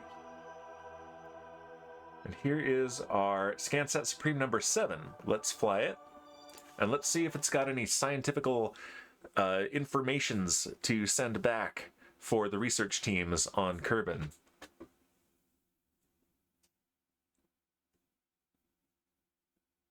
And yeah, we might as well launch a lander for Moho. Okay, what does the map look like so far? Was it able... Oh, it was able to get a nice, good chunk of the surface mapped while we were doing those other things. Excellent. How much science is this worth? Let's see. Analyze the multispectral data. We can, okay, so 55.1 out of 100, I think. So yeah, if we let it keep going, although I think, yeah, I think we can still get the rest of it, but we're gonna wait. We're gonna wait. Let's go to the Space Center. And let's pull up a lander, and let's see if we can get a lander on its way to Moho. Of course, it won't land today on this stream, but it'll be on its way.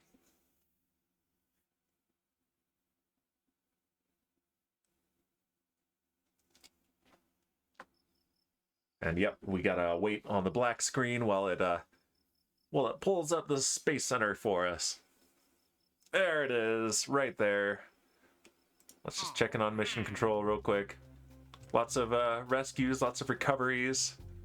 Bring an asteroid into orbit around Gilly? Really? Okay. All right. I think no. I think no. They want us to expand Arcadia Station. That's tempting. Basically, it wants us to... okay, currently supports 46 Kerbals. Expand that by 5 Kerbals. That's it? That's easy, but also it doesn't pay much, so we're gonna skip it. No worry about that for our space agency.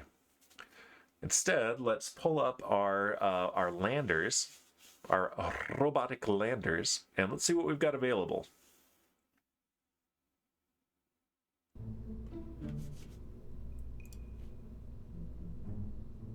All right, what have we got? Got the Duna one. I think probably the Drez one is the one that we want to repurpose. Drez Exploration and Research Probe. I hear one of my cats wants to come in. And yeah, that's got a lander on it, and we really only need the lander. Because we already have comms around there.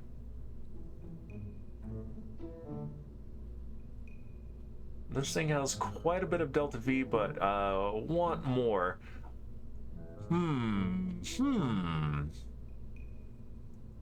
So here's what I think we're going to do. Let's just pull the lander off.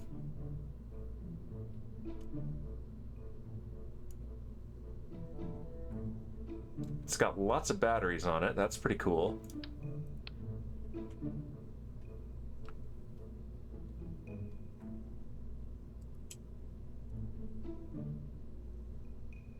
We want to redesign this. I feel like I want to redesign this. Let's do brand new. Don't save. And yeah, let's build a new one from scratch. Probodobinine Octo. We have this newer probe core with more computer capabilities, but no reaction wheels. So let's add some of those. Small inline reaction wheel. Put it right underneath. And also some batteries.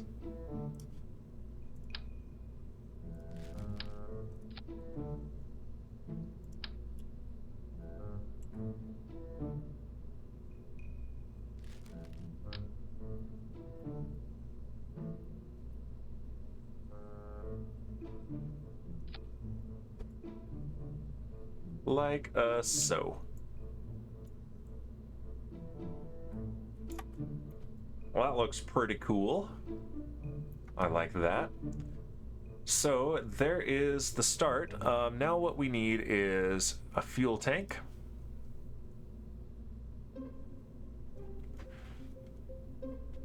And there's a Boozinate from Shipwreck. Shipwreck, did you get to see the boom? The Boominate? That's a good name for a redeem, Boominate.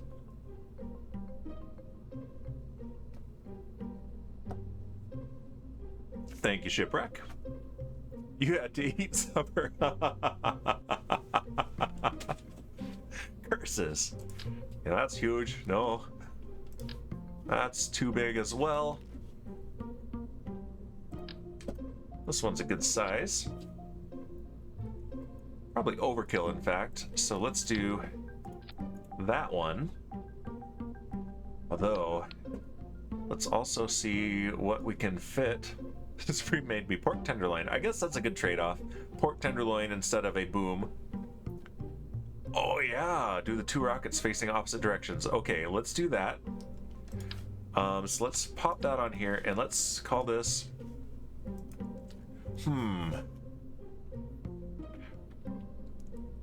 The Moho...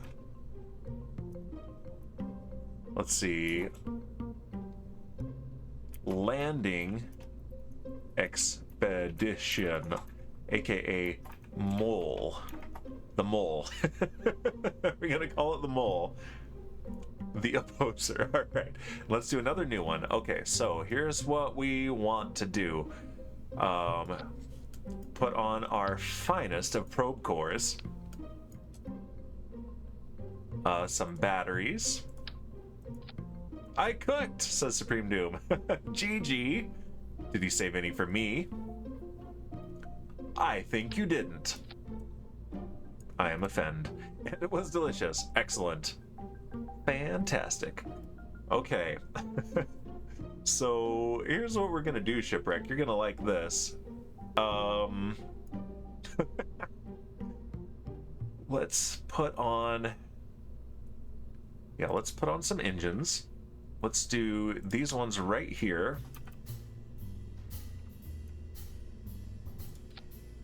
Like this. Let's do them this way. No particular reason. Come on over, there's more. Ooh. And we're gonna do something that, Shipwreck, you're not gonna believe this, is actually something that has been tried in real life. Didn't go into production, I wonder why. But is a real thing.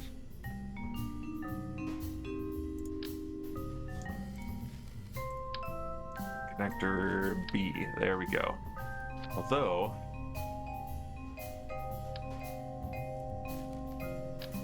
there's the one I want.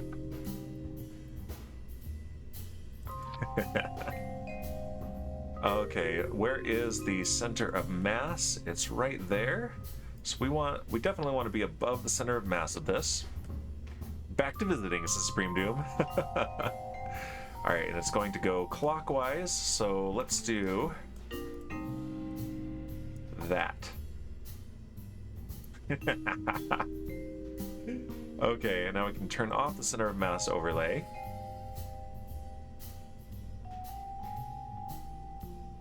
Lol, I like it, says Shipwreck. And actually, let's do 4 of these.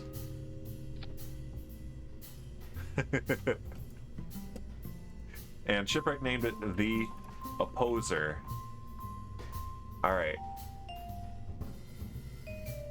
Let's see how well this does like this, and if we need to make any adjustments. But yeah, let's launch it. We're getting silly today. We've gotten more progress today than we usually do in 2 streams, so I feel like we can afford to be silly.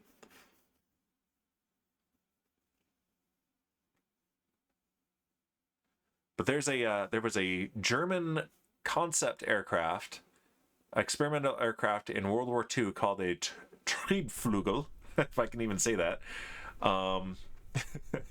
which used rockets to turn a propeller to lift it off of the ground. Let's do this in the daytime. Probably fly better by other ships. Like up Hoser, up Canadian. And you're probably right, Shipwreck. All right, here we go. Let's just see how this goes in 3, 2, 1. Yes. It's going so fast that the physics are broken on the wings. Oh.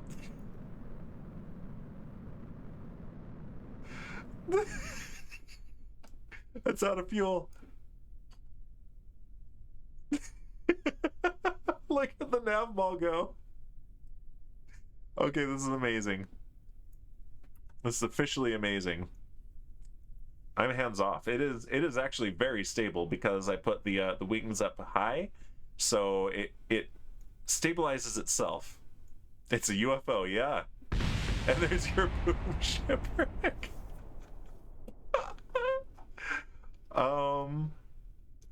Yeah, let's iterate on this design. Fidget spinner, yeah, basically. All right, let's go back to the VAB.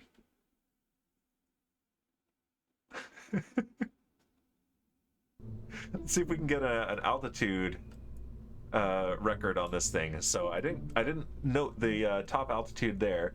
Let's do no gimbaling on the engines. I think that'll help.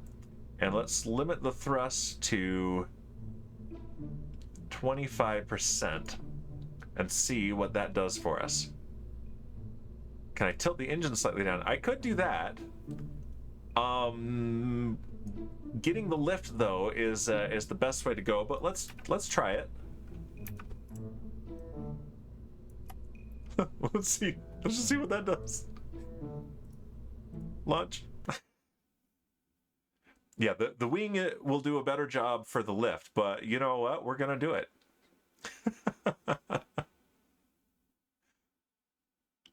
Imagine being that thing. I'm sure. Well, there's your problem.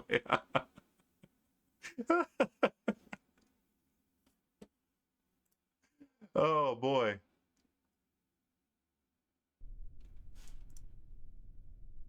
All right, it's loading up. Here we go. And yeah, we got all those. All right, let's go to daytime. All right, let's take a note of our and put something heavy. Yeah, increase the angle on the wings and put something heavy under it. Yeah, I could do that.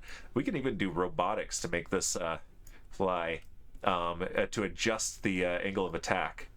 So,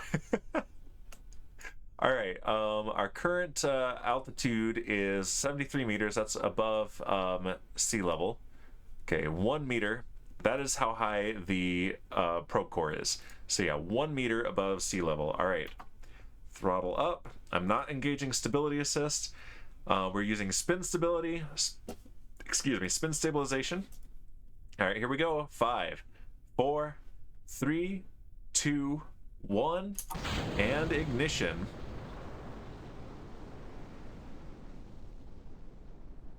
Okay, that's actually a little more satisfying watching it slowly lift off. Yeah, we need to increase the angle of attack on those wings.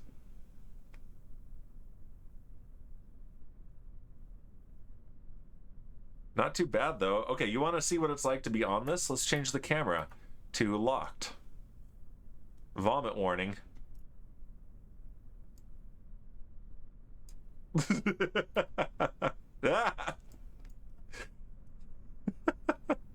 It does look like it's going backwards. It's got a resonance with the refresh rate, which mine is a little bit different than yours, but still.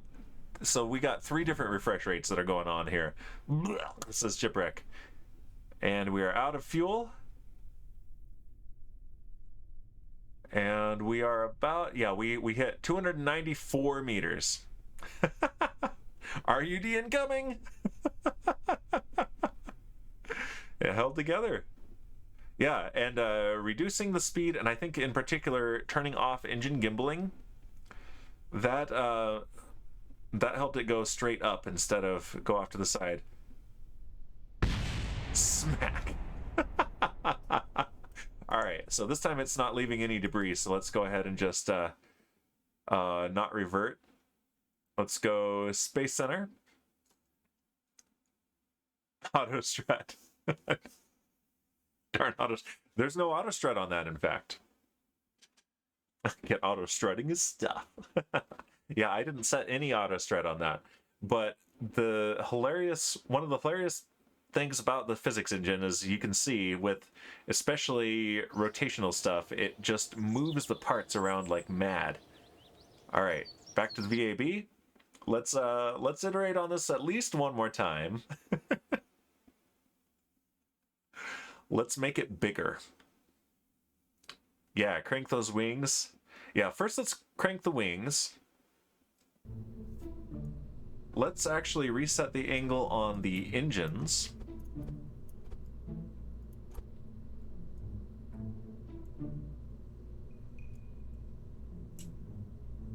There we go. I said reset. There we go. But these, let's increase the angle of attack to that right there. See, this is my kind of Kerbal stream, says Shipwreck. Wow.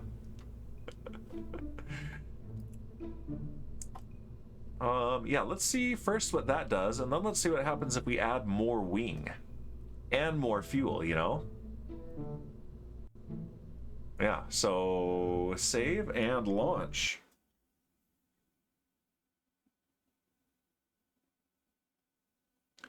All right.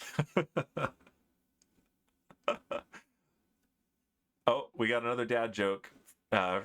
Courtesy of Shipwreck from Faucetbot. Ever wondered why bees hum? It's because they don't know the words. I believe it, Shipwreck. This is the kind of stuff you'd do if you had Kerbal Space Program. Fully believe it. All right, here we go. Throttle up. I almost instinctively put on a stability assist, but no, here we go. All right, 3, 2, 1. Ignition. And yeah, we got some nice lift here. In fact, we can see the lift vectors. Pretty impressive, huh? I bet you're pretty impressed. Let's go back to sea level. Easy peasy, says Kit. What was the previous record? It was like 340 something. Oh, we're losing a little bit of stability here. It's definitely going higher. And it's gonna flip over. We're corkscrewing. We almost got up to 500. Yeah, if we put more weight underneath, I think you're right about that. This is hilarious. Look at it go.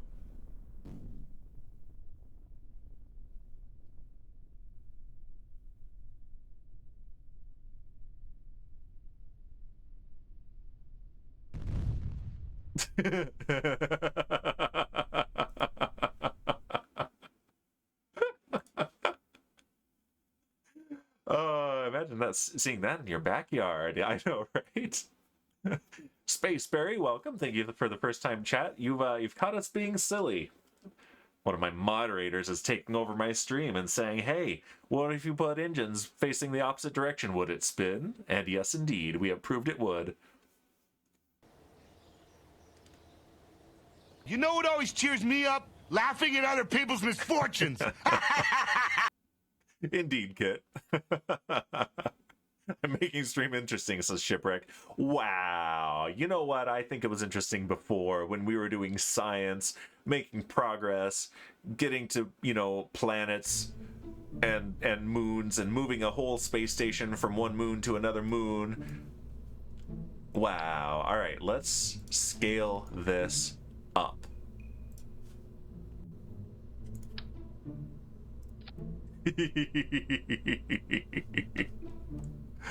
All right, we're gonna need something bigger here.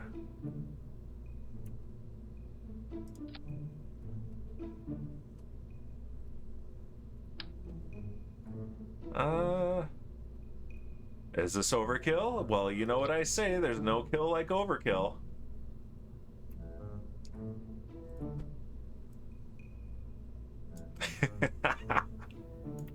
Okay, but there are fireworks that use this. So, you know, those little tiny spinner flying ones, which are pretty cool. Those use this concept.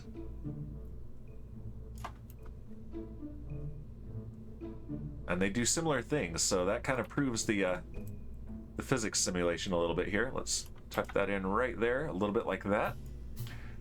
Put the engines and the wings at the top. The engines are the weight, but they are also the torque, but it should, in theory, counteract. But yeah, let's look at center of mass is low. If I put the engines up top, they will be above the center of mass. Let's put them at the center of mass, which will change as the fuel is depleted, but not by much. So yeah, let's put them at the center of mass. You say it's going to be really unstable, but not if we put the wings all the way at the top. So let's do that. Let's go aerodynamics.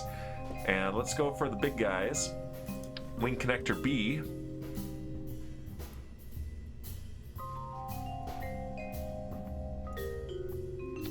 All right, and rotational tool. And it's going to go clockwise again, so we want to... like that.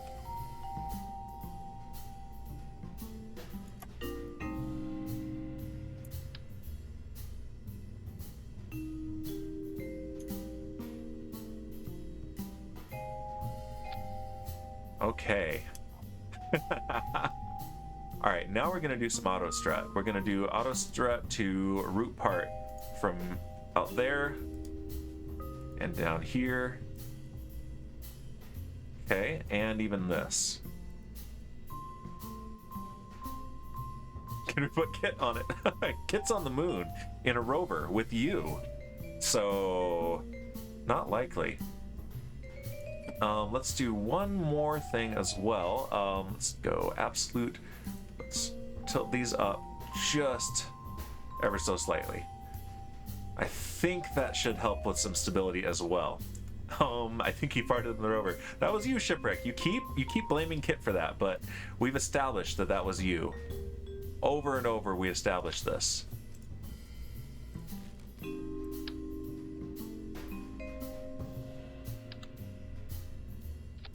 There we go. No, says Kit. Let's also, since we're making this so big, I think these are going to be the right size. This will be a little more weight as well. Motor disabled.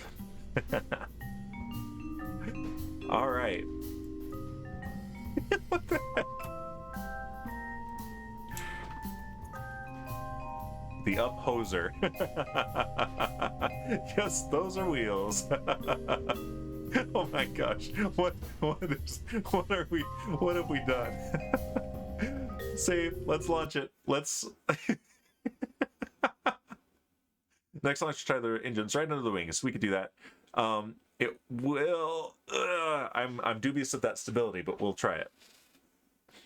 Watch out, Tesla's gonna recruit you.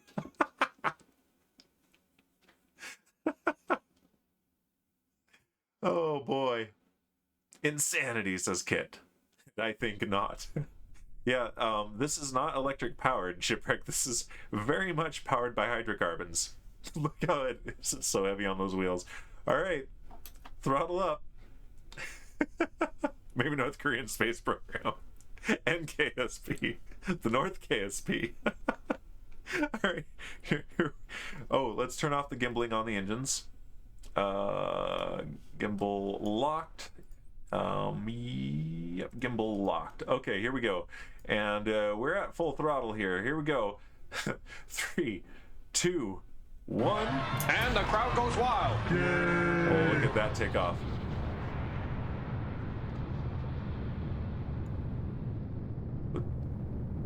So much thrust. It's pitching over.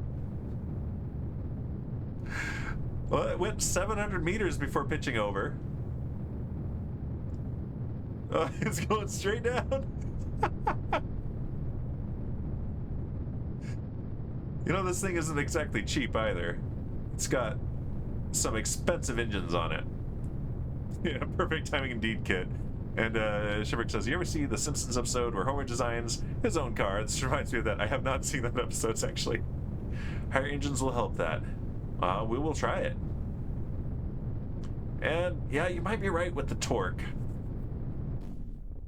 You might actually be right. We'll see.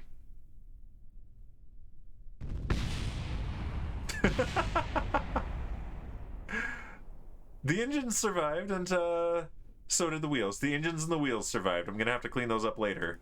I'm not gonna revert. All right, Space Center. Some people survived.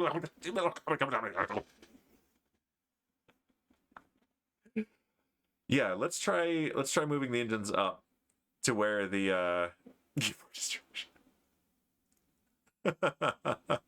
Some PCO survived. Spammer.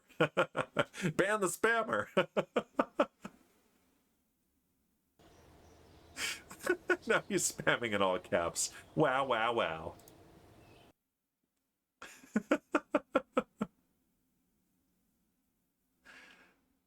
It says a Rolig of Yonder Goens Doifjarig Jad. Whoa! You went timed out. That's so rude. I was reading that. Wow, shipwreck. Wow. Okay. So, will it properly tell me the center of lift? Yeah, it's telling me it's pointed down, but it's wrong. Okay, as long as the center of gravity is below that, we should be okay. So I think you might actually be right, Shipwreck. I think this is where we want to be.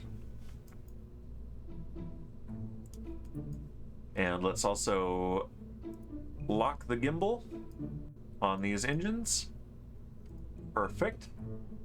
Save, and... That's it, man. It's game over, man. It's game over. I'm an engineer, trust me. Yeah, but you don't read. Okay, man, but the game over. You're right. Wow, wow, wow, wow, wow. Wow, wow, wow, wow, wow. At least it didn't ban you. You'd have lost all your points, and I'd have felt real bad about it. Let's drink to Kit's memory. And there's the Boozinate. Throttle way back. Yeah, let's do half throttle this time, too. Oof, yeah, that would be sad. All right, here we go. Yeah, let's do half throttle. And there's a hydrate too. Yes, you lose your points. I'm pretty sure you lose your points when someone bans you. I think so. I don't want to try it.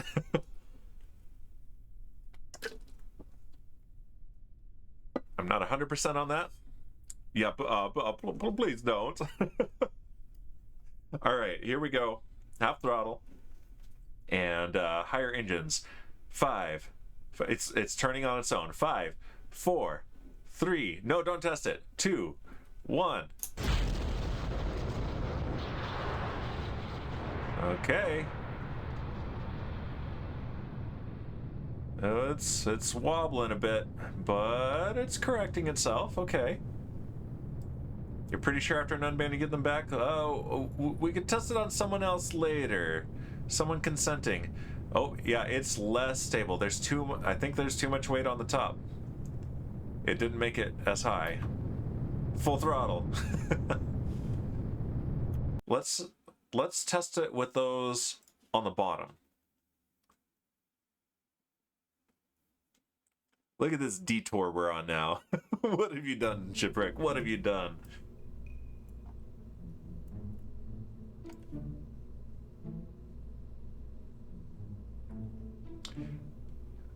Yeah. So the balance that we're going for, Kit, because yeah, that's my instinct too. Keep them at the bottom. First, I put them at the center of mass. Yeah,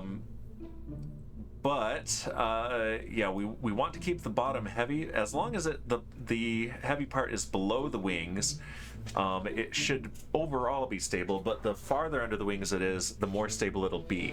So, but then again, we also have the thrust happening way far away from the wings. But let's try that. Let's put them right down there. Yeah, motors at the bottom create torque. In theory, the torque is canceling itself out, though, but I don't know how well that actually works in practice, or, you know, computer simulation practice.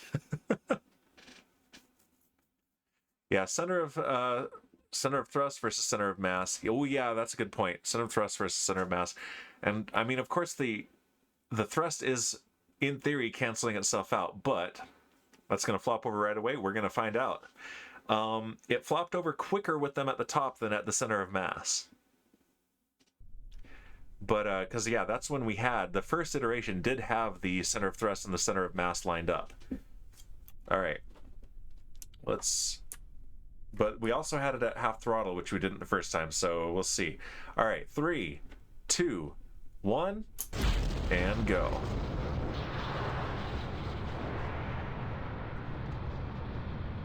So far, so good.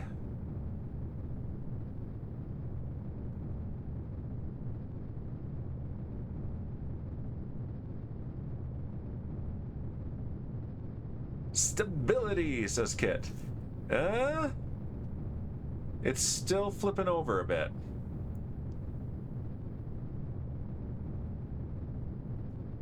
It got higher than when they were at the top, though.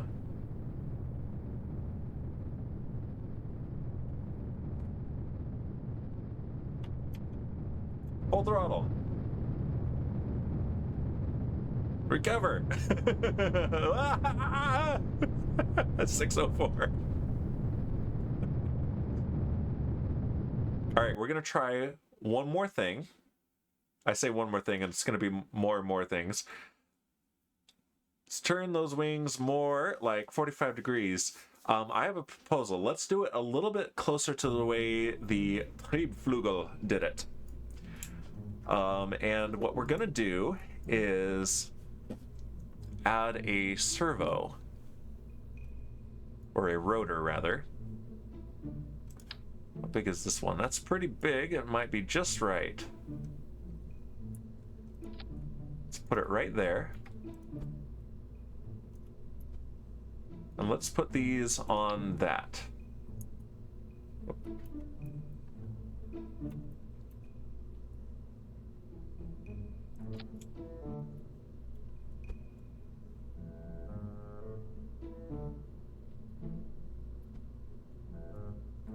And let's also put this up there. But let's put smaller, lighter weight engines on it as well. So yeah, those engines weigh 4 tons a piece, but they give 1 meganewton of thrust a piece. So, they're pretty good. But what if we go with the old Reliant? It weighs 1.25 tons, gives 240 kilonewtons of thrust.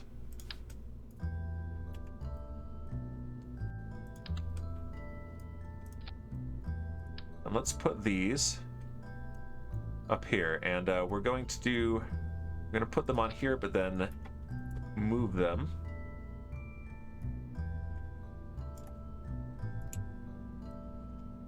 So this is basically what the Triebflügel did, but it had 3 of them. But also it had some more. It had some more aircraft up on top, but it was a vertical takeoff and landing craft, much like this. Okay, but yeah, let's do auto structure route. Good. Okay. And now center of mass is down there. It goes up to there when it's out of fuel. So this is part of why the stability is changing, because the center of mass is changing as well. But yeah, so center of mass and center of thrust is up there, but then the center of thrust is not exactly in that direction, is it? And aerodynamics up there as well. Okay, cool. And let's also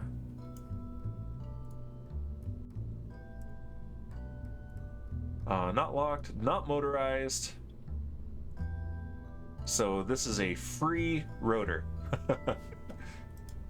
The Uphoser 2.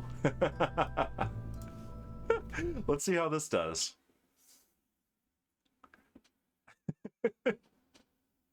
And while this happens, I'm gonna look something up and post a link in the chat, because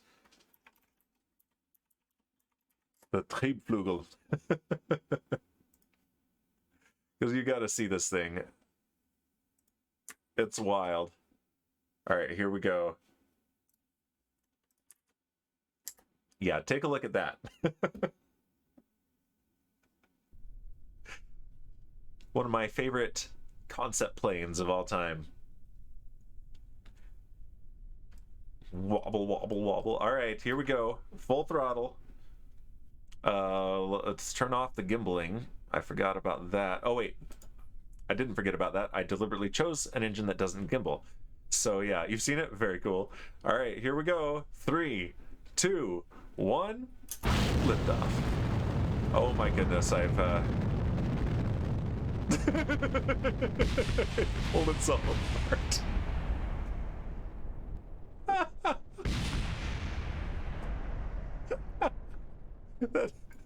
That did not work. I'd say that did not work.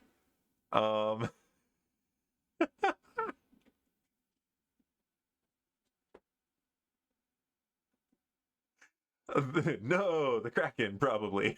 All right, let's go Space Center. I'm not going to revert that. We're spending the money on that. And can I... what can I do to make that more stable and not shake itself to pieces? And then we're doing a launch to Moho, dang it. We want some science. Okay, we get one more iteration on this. One more. Only one more. Look at all the debris. I'm gonna have to clean that up. Oh boy.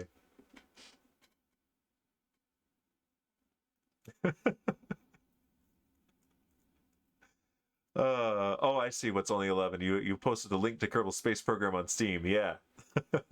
You stop when we say you stop. Uh-huh. Yeah, this isn't very expensive. The other one was more with those more expensive engines on it. All right, let's do rigid attachment on and auto strut to root part. Okay.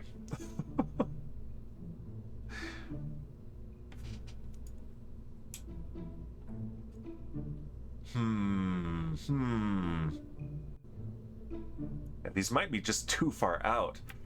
Let's move them in.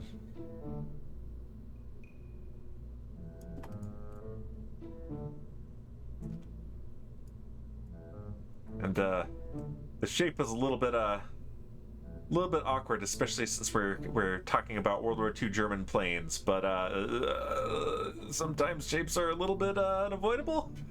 Do it without the rotor, and oh, that might work. Yeah. What kind of an engineer are you, Shipwreck? A spaceship engineer? But no, really, because I don't actually know. All right, let's try it. But yeah, I'm glad I went with clockwise and not counterclockwise on that last design. When as soon as those plumes showed up. You're a Minecraft engineer. There you go. That makes sense. Not a spaceship engineer. I thought so.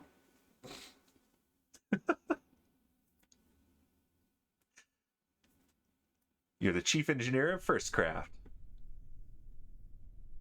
which I need to do. I need to do a couple projects on. All right. Full throttle. And 3, 2, 1. Oh, that's definitely more stable.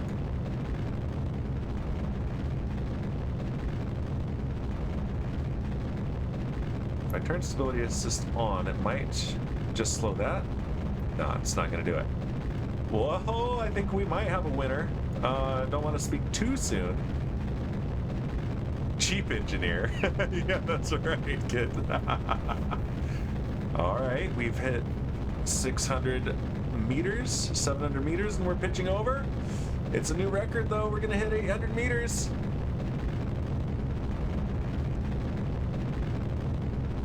Oh, we're going down. We're going down. Yeah, I think the lighter this gets, the less stable it is. Which gives me another idea.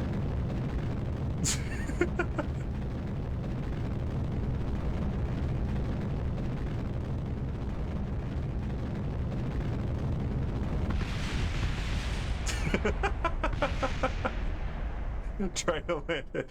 Well, we could, but I have another idea. Dang it. You stop, Stop rolling so that I can just... Oh. There we go. All right, Space Center. I have one more idea for stability. And it's even sillier.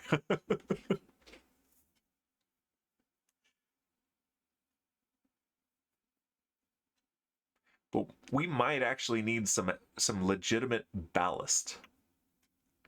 Actual ballast.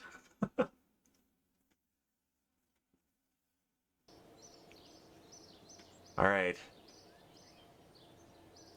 There's even more debris. Oh my gosh. I spent like 10 minutes after stream just picking up the pieces of debris and clicking recover piece, recover craft. All right. Crank the wings too. I want to see it take it off faster. All right. We'll do. Let's do that first.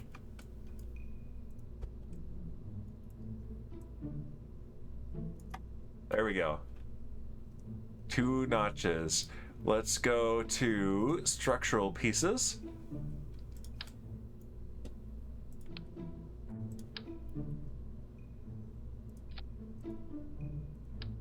Let's do this. I bet you can guess what's going on here.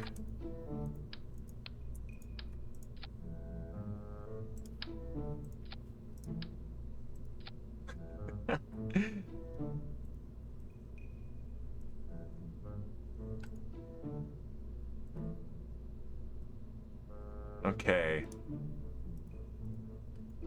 You gonna lurk for a bit, Kit? No worries. Glad you're here.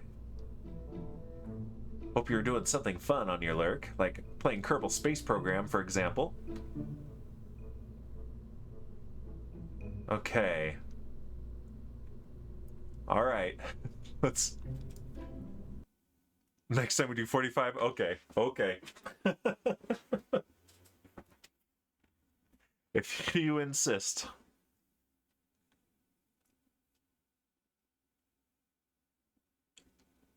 All right, we're loading it up.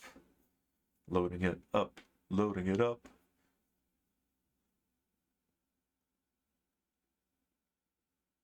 Okay. Load, load. Load, load, load. Hope KSP2 at least has an interesting loading screen for these things. Rather than just, you know, a black screen. All right. Throttle up. And, we got to get a screenshot of the ridiculousness we're trying here.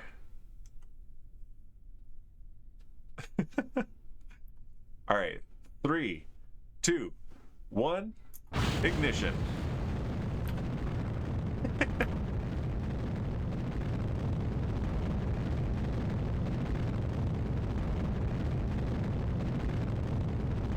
Looking good so far. Oh, it's pitching over. Okay, yeah, we made it less stable. Definitely less stable.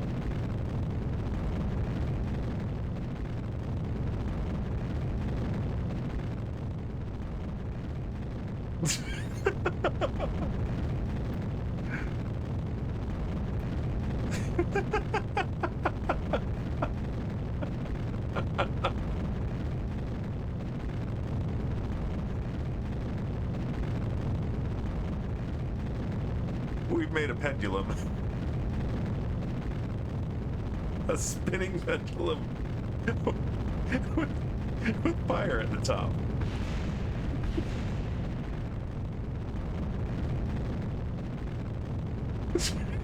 Oh my gosh, look at it go. And smack.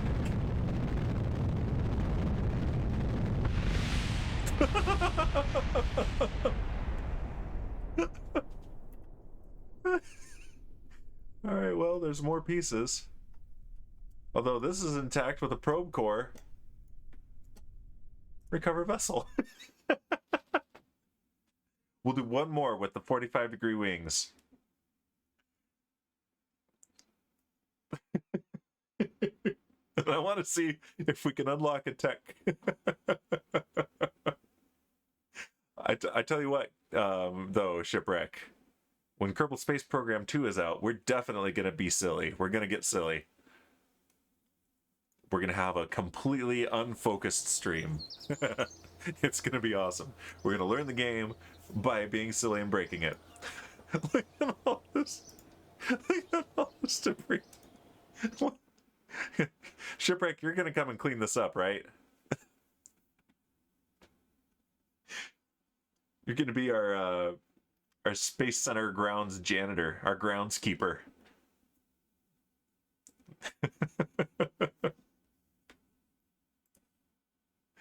Oh boy. All right. So that was less stable. So let's go back to the way it was before, but also crank the wings to 45 degrees, as you suggested. All right, so let's look at it right here. And there it is, 45 degrees, right on. Okay, that's just... That is not going to be the optimal angle. I bet the optimal angle is about 30. But we'll see. We'll do it for you, Shipwreck.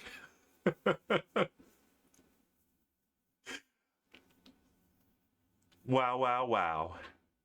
Wow, wow, wow, wow, wow.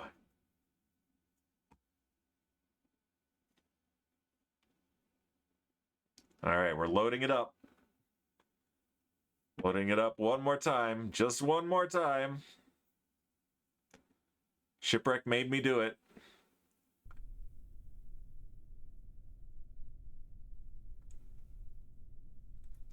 All right. 45-degree angle. Oh, the physics engine's loaded up those wheels and set them flying. Look at all this litter. Oh my gosh. All right. 5, 4, 3, 2, 1. Ignition. Shipwreck, we're not getting any lift. The lift and the drag are canceling each other out. Our angle of attack is too steep. There's enough drag that it can't rotate fast enough.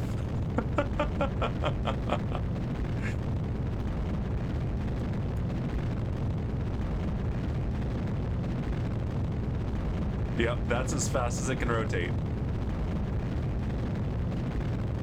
Mine was the best. Mine didn't crash. Yeah, yours also didn't get off the ground. Yours didn't break any records.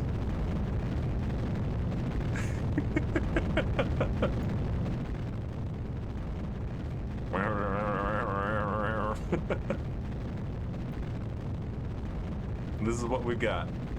This is what we're doing.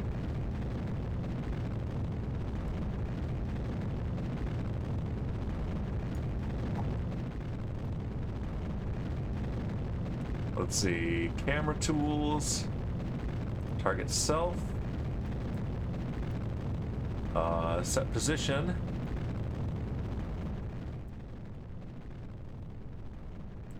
Can we see it from up here?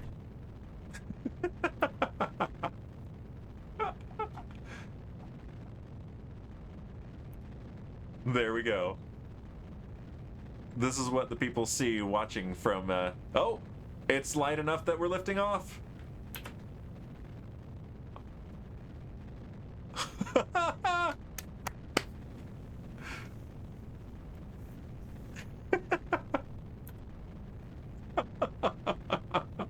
There it goes.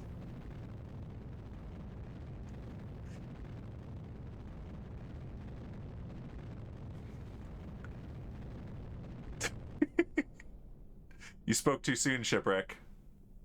It did. It got light enough that it finally took off.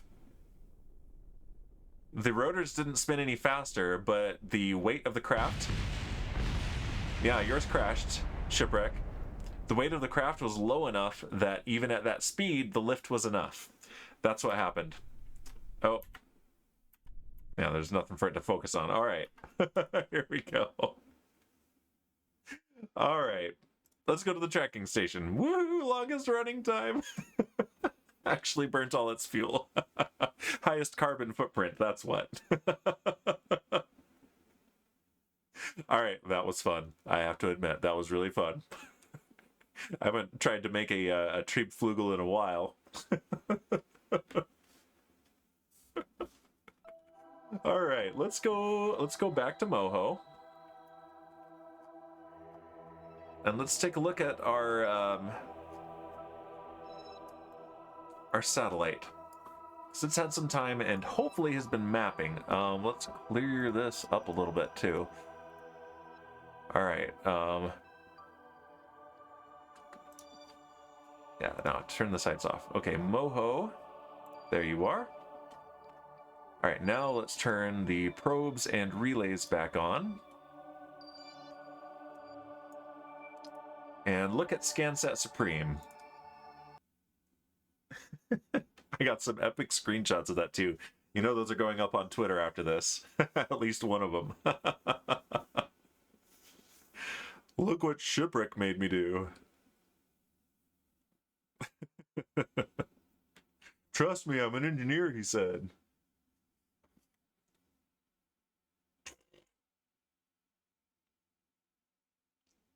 All right. Let's close the Camera Tools tab and open the ScanSat tab. And it's looking largely the same. So... all right, we're going to try it. I'm going to go ahead and transmit the science data we have so far. And this in itself is a little bit of an experiment because I'm hoping that the rest of the data will be transmittable later. That's usually how it works. So yeah, let's analyze this data, 55.1 science, send it back to Kerbal, and this will let us unlock our technology, I believe. Yep, 577.5, and this is going to keep scanning. Let's go back to the Space Center, let's unlock our tech, and let's launch a lander towards the Moho.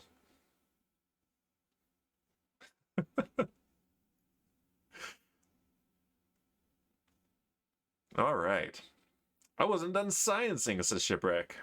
You're done when I say you're done, Shipwreck. # fire Shipwreck. We just got real science data back. Like, for actualiness. Okay, research and development. And here we go. We have 577.5 science, and we can get our metamaterials, which unlocks... I basically want it just for this one part. I mean, there are other good parts in here too, but this is the thing that I want, is the giant fairing. This will make our designs so much better. A derp ad for Kaylee, who isn't even here. That is the derp, isn't it? All right, and research. Now we're poor in science, but we have a new tech. So yeah, this means that I can modify the Callisto heavy launch vehicle a little bit more and make it more effective. So that's gonna be fantastic. Oh my gosh, all the little pins are rendering up in the air, but look how much debris I have to clean up now. Shipwreck, Shipwreck, what are you doing to me? Oh my gosh. Watch this. I gotta do.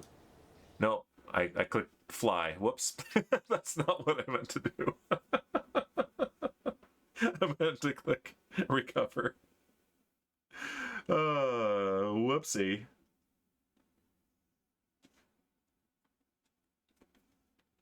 All right, it means we're waiting through another load screen. I love it. Okay, waiting. Having to clean the vessel's the best part, says Shipwreck. Wow. Wow. Watch, this part's gonna bounce. Probably. No? Okay. It's a wing. Look, it's a wing. It's got grass growing through it. Something bounced and crashed, though. All right, recover vessel. Shipwreck redeemed boozinate. All right, here we go with the boozinate. It's going to be an extra big one since we're not through this booze yet. You've been distracted with the sciencing and the engineering. Instead of taking care of me like you're supposed to.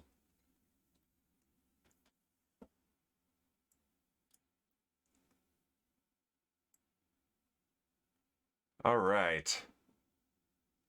You've been cheap sipping us. No. I've been pacing it as if, you know, I would have consistent boozinates throughout the entire 3 hours, and you've been cheap boozinating me. All right. Now it's rendering those underneath. So here's what I meant to do. Recover. Recover. Now, that's what I'm going to have to do. Well, maybe lower the cooldown. I don't want to. It was perfectly calibrated. If you were on top of it, I'd be properly boozinated by now. It's like 1 minute or so. Wow. Wow, wow, wow. Wow, wow, wow, wow. Wow. Okay, so we were designing a lander for you know, Moho. We even named it the Mole. The Moho Landing Expedition. All right. So yeah, we've got this science bay on it. Fuel tanks. We'll go with a that. We don't need a lot on this thing. Moho has pretty low gravity, and get rid of hydrate. Wow. You really don't have my best interest in mind, do you? Yeah, we'll do the variant with the shroud, why not? And let's see, let's check on Moho. Our thrust to weight ratio is pretty great, and that has pretty good delta V as well. More than we really need for just a lander. But we also want, let's see, payload, a small super service bay. Ooh, Gandalf 2000. Enjoy your epic fanfare, Gandalf. And welcome, thank you for the follow. Let's see, is that the one I want? I think it is, yes. So, let's go back to that payload. And 1.25 service bay. I am doing well, I hope you are as well, Gandalf. I am Dandalf. Gandalf followers an autographed copy mug. Yeah, all you have to do is not miss it when it comes to the mailbox. You better be standing there. You might miss it. You don't want to miss it. Let's put this on the top.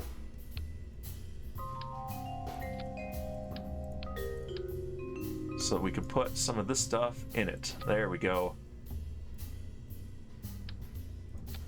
Nice and clean. Then we can do a that. That puts those lights up through there. That's hilarious. And then we want science experiments. So let's do... Yeah, we want a seismometer in there. There we go. We want a thermometer in there. We want a gravioli detector in there. And we also want a barometer in there. There's the barometer. Are we blowing this one up, says Shipwreck? I hope not. That's not the goal. We're not trying to blow this one up. Let's also put a mystery goo.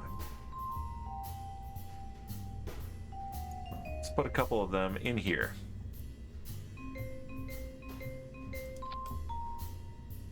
Just like so. Okay, that is going to be pretty good. And we can close that, and that will do for our science payload. We still have 1.6 kilometers per second of delta V on this thing. That is plenty for ravioli detector. It's my favorite name for any fictional particle, the gravioli. So yeah, and then we want some landing struts, and they don't need to be... Well, these are going to be good, actually. Let's do 4 of them and start them retracted. And then the final thing we want to make sure we have is communications. So let's put a couple of... Actually, let's put a this on there, I think.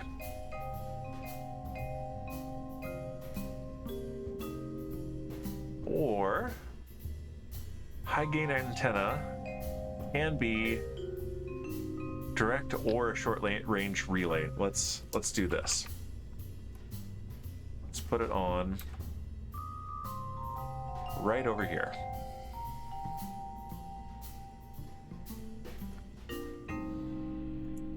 And what I want to do to balance this thing, let's pull this off and let's change our symmetry mode.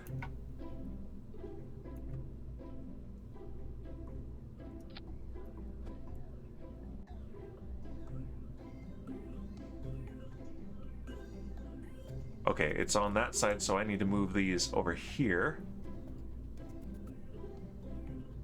I can't move them very far.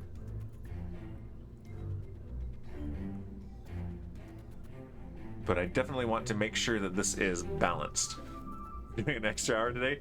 Ooh, I don't know. Leave the doors open for added stability. Engineer. Yeah, I don't think we're doing an extra hour today. But yeah, I'm surprised that that's not enough to rebalance this thing. Okay, let's keep moving it then. And inwards.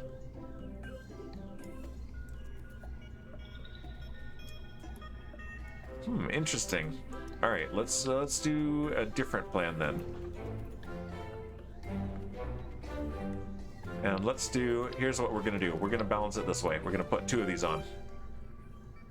Like so. We just need to make sure we deploy those before we open the doors. There we go. It's balanced. We fixed it. Save.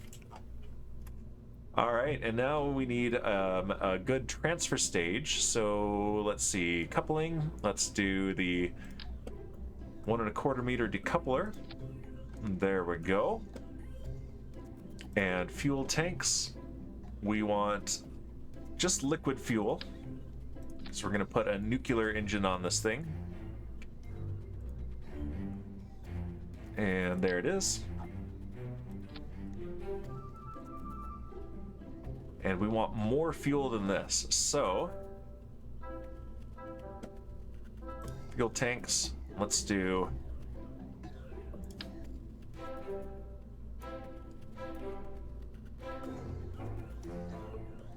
that. And that has got some Delta V. Oh, we also want solar panels. Let's not forget solar panels. That would have been a bad. So let's do...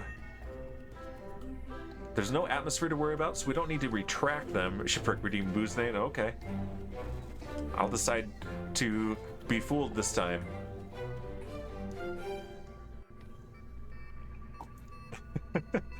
We'll count it.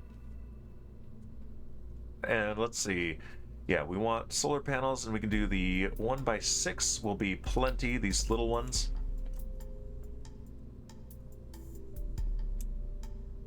Now let's do bigger ones.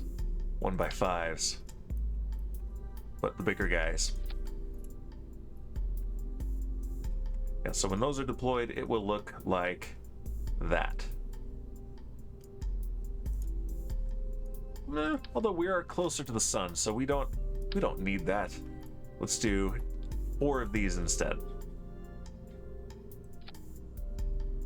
Can you believe this cost me 100 points, says Shipwreck, highlighting a message, talking about how much it costs to highlight that message?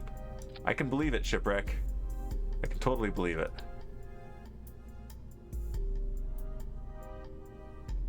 You're gonna run out of points at this rate. All right, there we go. And so these extended will look like this. Yeah, that's a lot more reasonable. Okay, so now we just need to put this on a launch vehicle. Let's save the mole. You're at 14.2K. Nice. All right, we want our Arcus 2 medium launch vehicle to launch this thing. And oh, we do need to adjust the fairing. And look at that, there's a rendering glitch going on here. Interesting.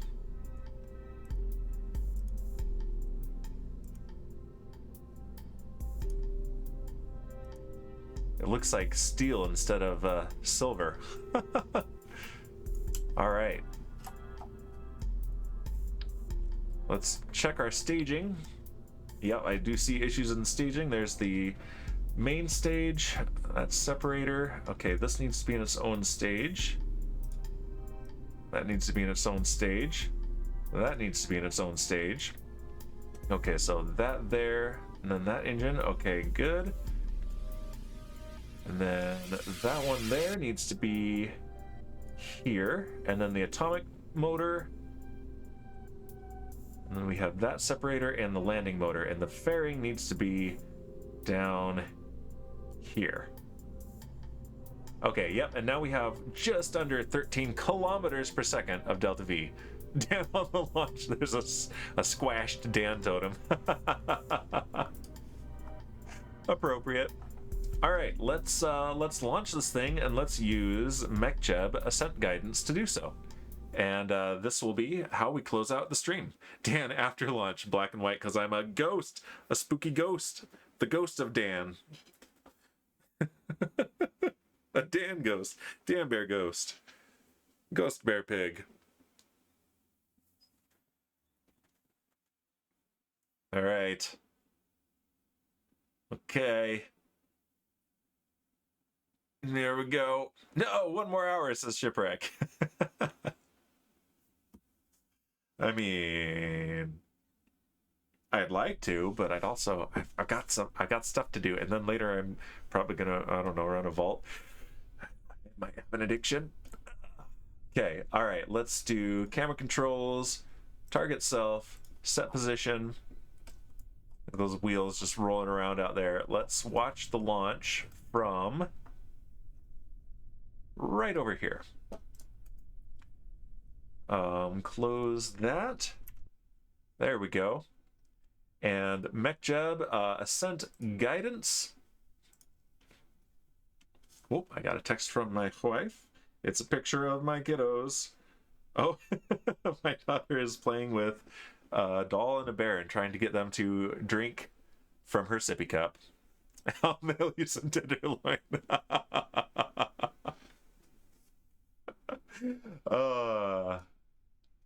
Tempting, actually. All right, let's go for a nice high 250 kilometer parking orbit. And let's see, limit angle of attack to 10 degrees. Thank you. Who was that had that suggestion? There's someone new. But thank you, that person. It wasn't Space Berry. It's already scrolled out of range. But we wonderful dress. All right, engage autopilot. All right, here we go. We are go for launch in 5, 4, 3, 2, 1, and liftoff of the Arcus 2 medium launch vehicle carrying the Mole lander to Moho.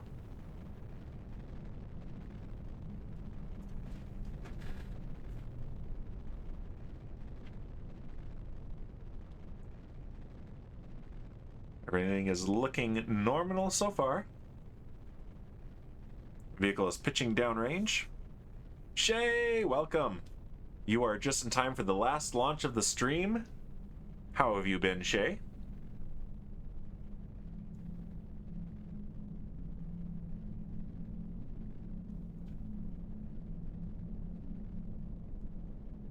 There we go. Nominal, looking good.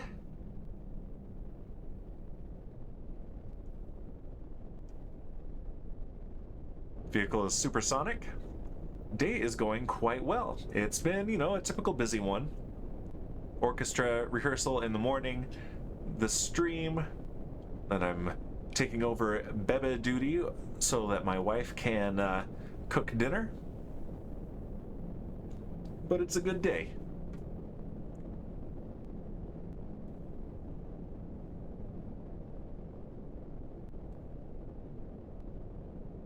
Shout out to Shipwreck.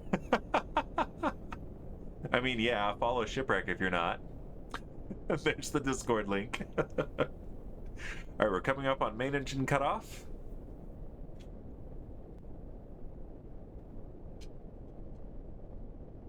We have Miko, stage separation, and second engine start all right in a row, real quick.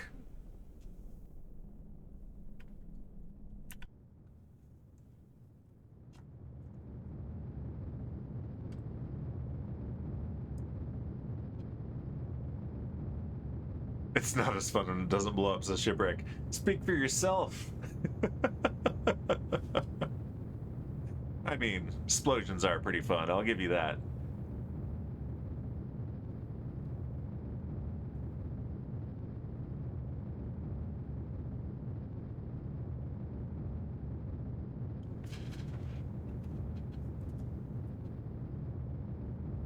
Alright, we have fairing separation confirmed.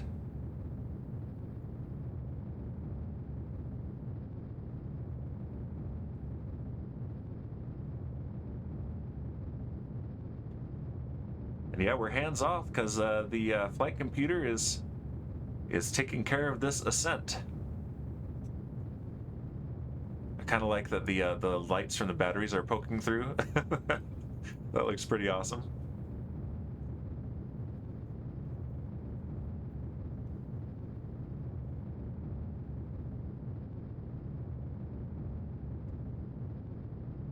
Alright, things are looking good. Our periapsis is rising rapidly. Our time to apoapsis is even rising, so we are definitely gaining more than we're losing to gravity and to drag. So yeah, we're gonna have orbit no problem.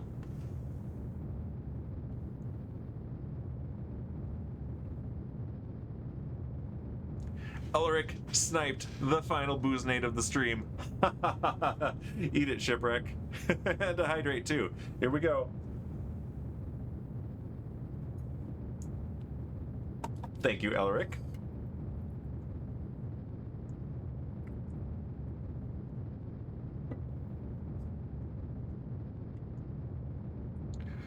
Beautiful. Ban Elric, you say, is a shipwreck? I think not. Aw, oh, Shay, whose side are you on?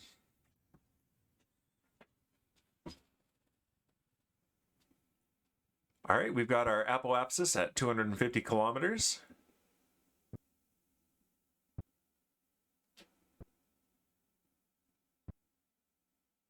Like explosion, says Shay. VIP Shay.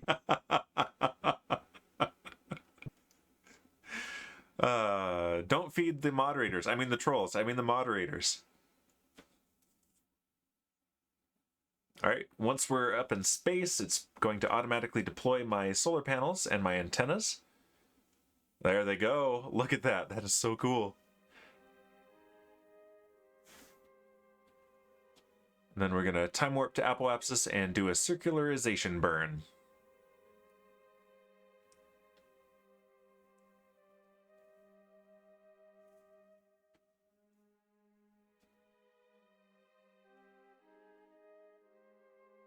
I mean, it's coasting. Oh, we got another dad joke from Shipwreck, courtesy of Fossabot. Did you know that protons have mass? I didn't even know they were Catholic. I guess electrons are probably Protestant.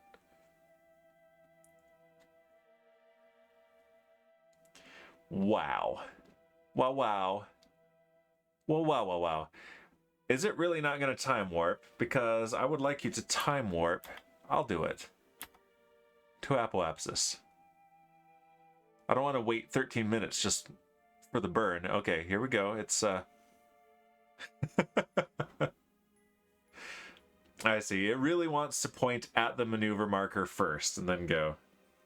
That's fine. Fair enough.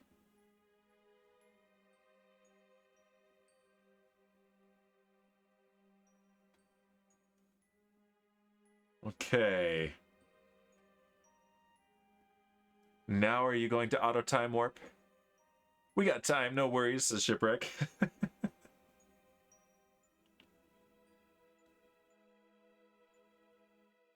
There we go. We got our auto time warp. And now we're going to have our circularization burn. Yeah, the MechJeb mod doesn't really know that I have persistent rotation on and that it can just hold prograde. You're sending a probe to land on the moon. Very cool, Shay. Good luck on that. I hope it lands safely and gets you all the science points. All right, we have an orbit. So yeah, I'm going to send this thing off towards Moho, and on a future stream we will hopefully see it land successfully. We have 9.2 kilometers per second of delta V remaining, so that shouldn't be a problem getting there. We have antennas that can function as relays, and we have plenty of comms there. We unlocked a new tech today that will allow me to do some minor tweaks to our Callisto heavy launch vehicle, so I'll do that between streams. And yeah, you have a first stage orbit rocket. Very cool. Very cool, yes. Again, good luck on that. I hope it works well. But yeah, let's go ahead and choose a raid. It looks like I've got several friends online. They're all playing Minecraft. Let's see. Except one playing Raft. And one playing 7 Days to Die, which is not a game that I know. But let's go ahead and take it to Nutric MC to 14 more minutes. So what? So you can get a booze-nate? I'm out of booze. Let's take it to my friend Nutric MC. Is a fellow I played Minecraft Bingo with. Very chill streamer. And yeah, they're playing Minecraft. It's not a space game, but you know, it is a game. And they are doing a 12-hour celebration of what? I'm not sure. Probably a Twitch anniversary or something. And we have Monkey Boy Apple 29 following. Thank you for the follow. We have one more dad joke from Shipwreck, courtesy of Fossilbot. What has 3 letters and starts with gas? A car. Wow. All right. Well, I'm starting the raid. I'll be back on Monday with some Minecraft. And on Wednesday with more Vault Hunters Minecraft. And next week, more Kerbal Space Program. Great show. I'm glad you liked it. You also have a good night. Here is the raid call. If you're subscribed, copy the whole thing. Otherwise, just the part in between Dan Bear 4 Totem. And yeah, I will see you guys later. Goodbye!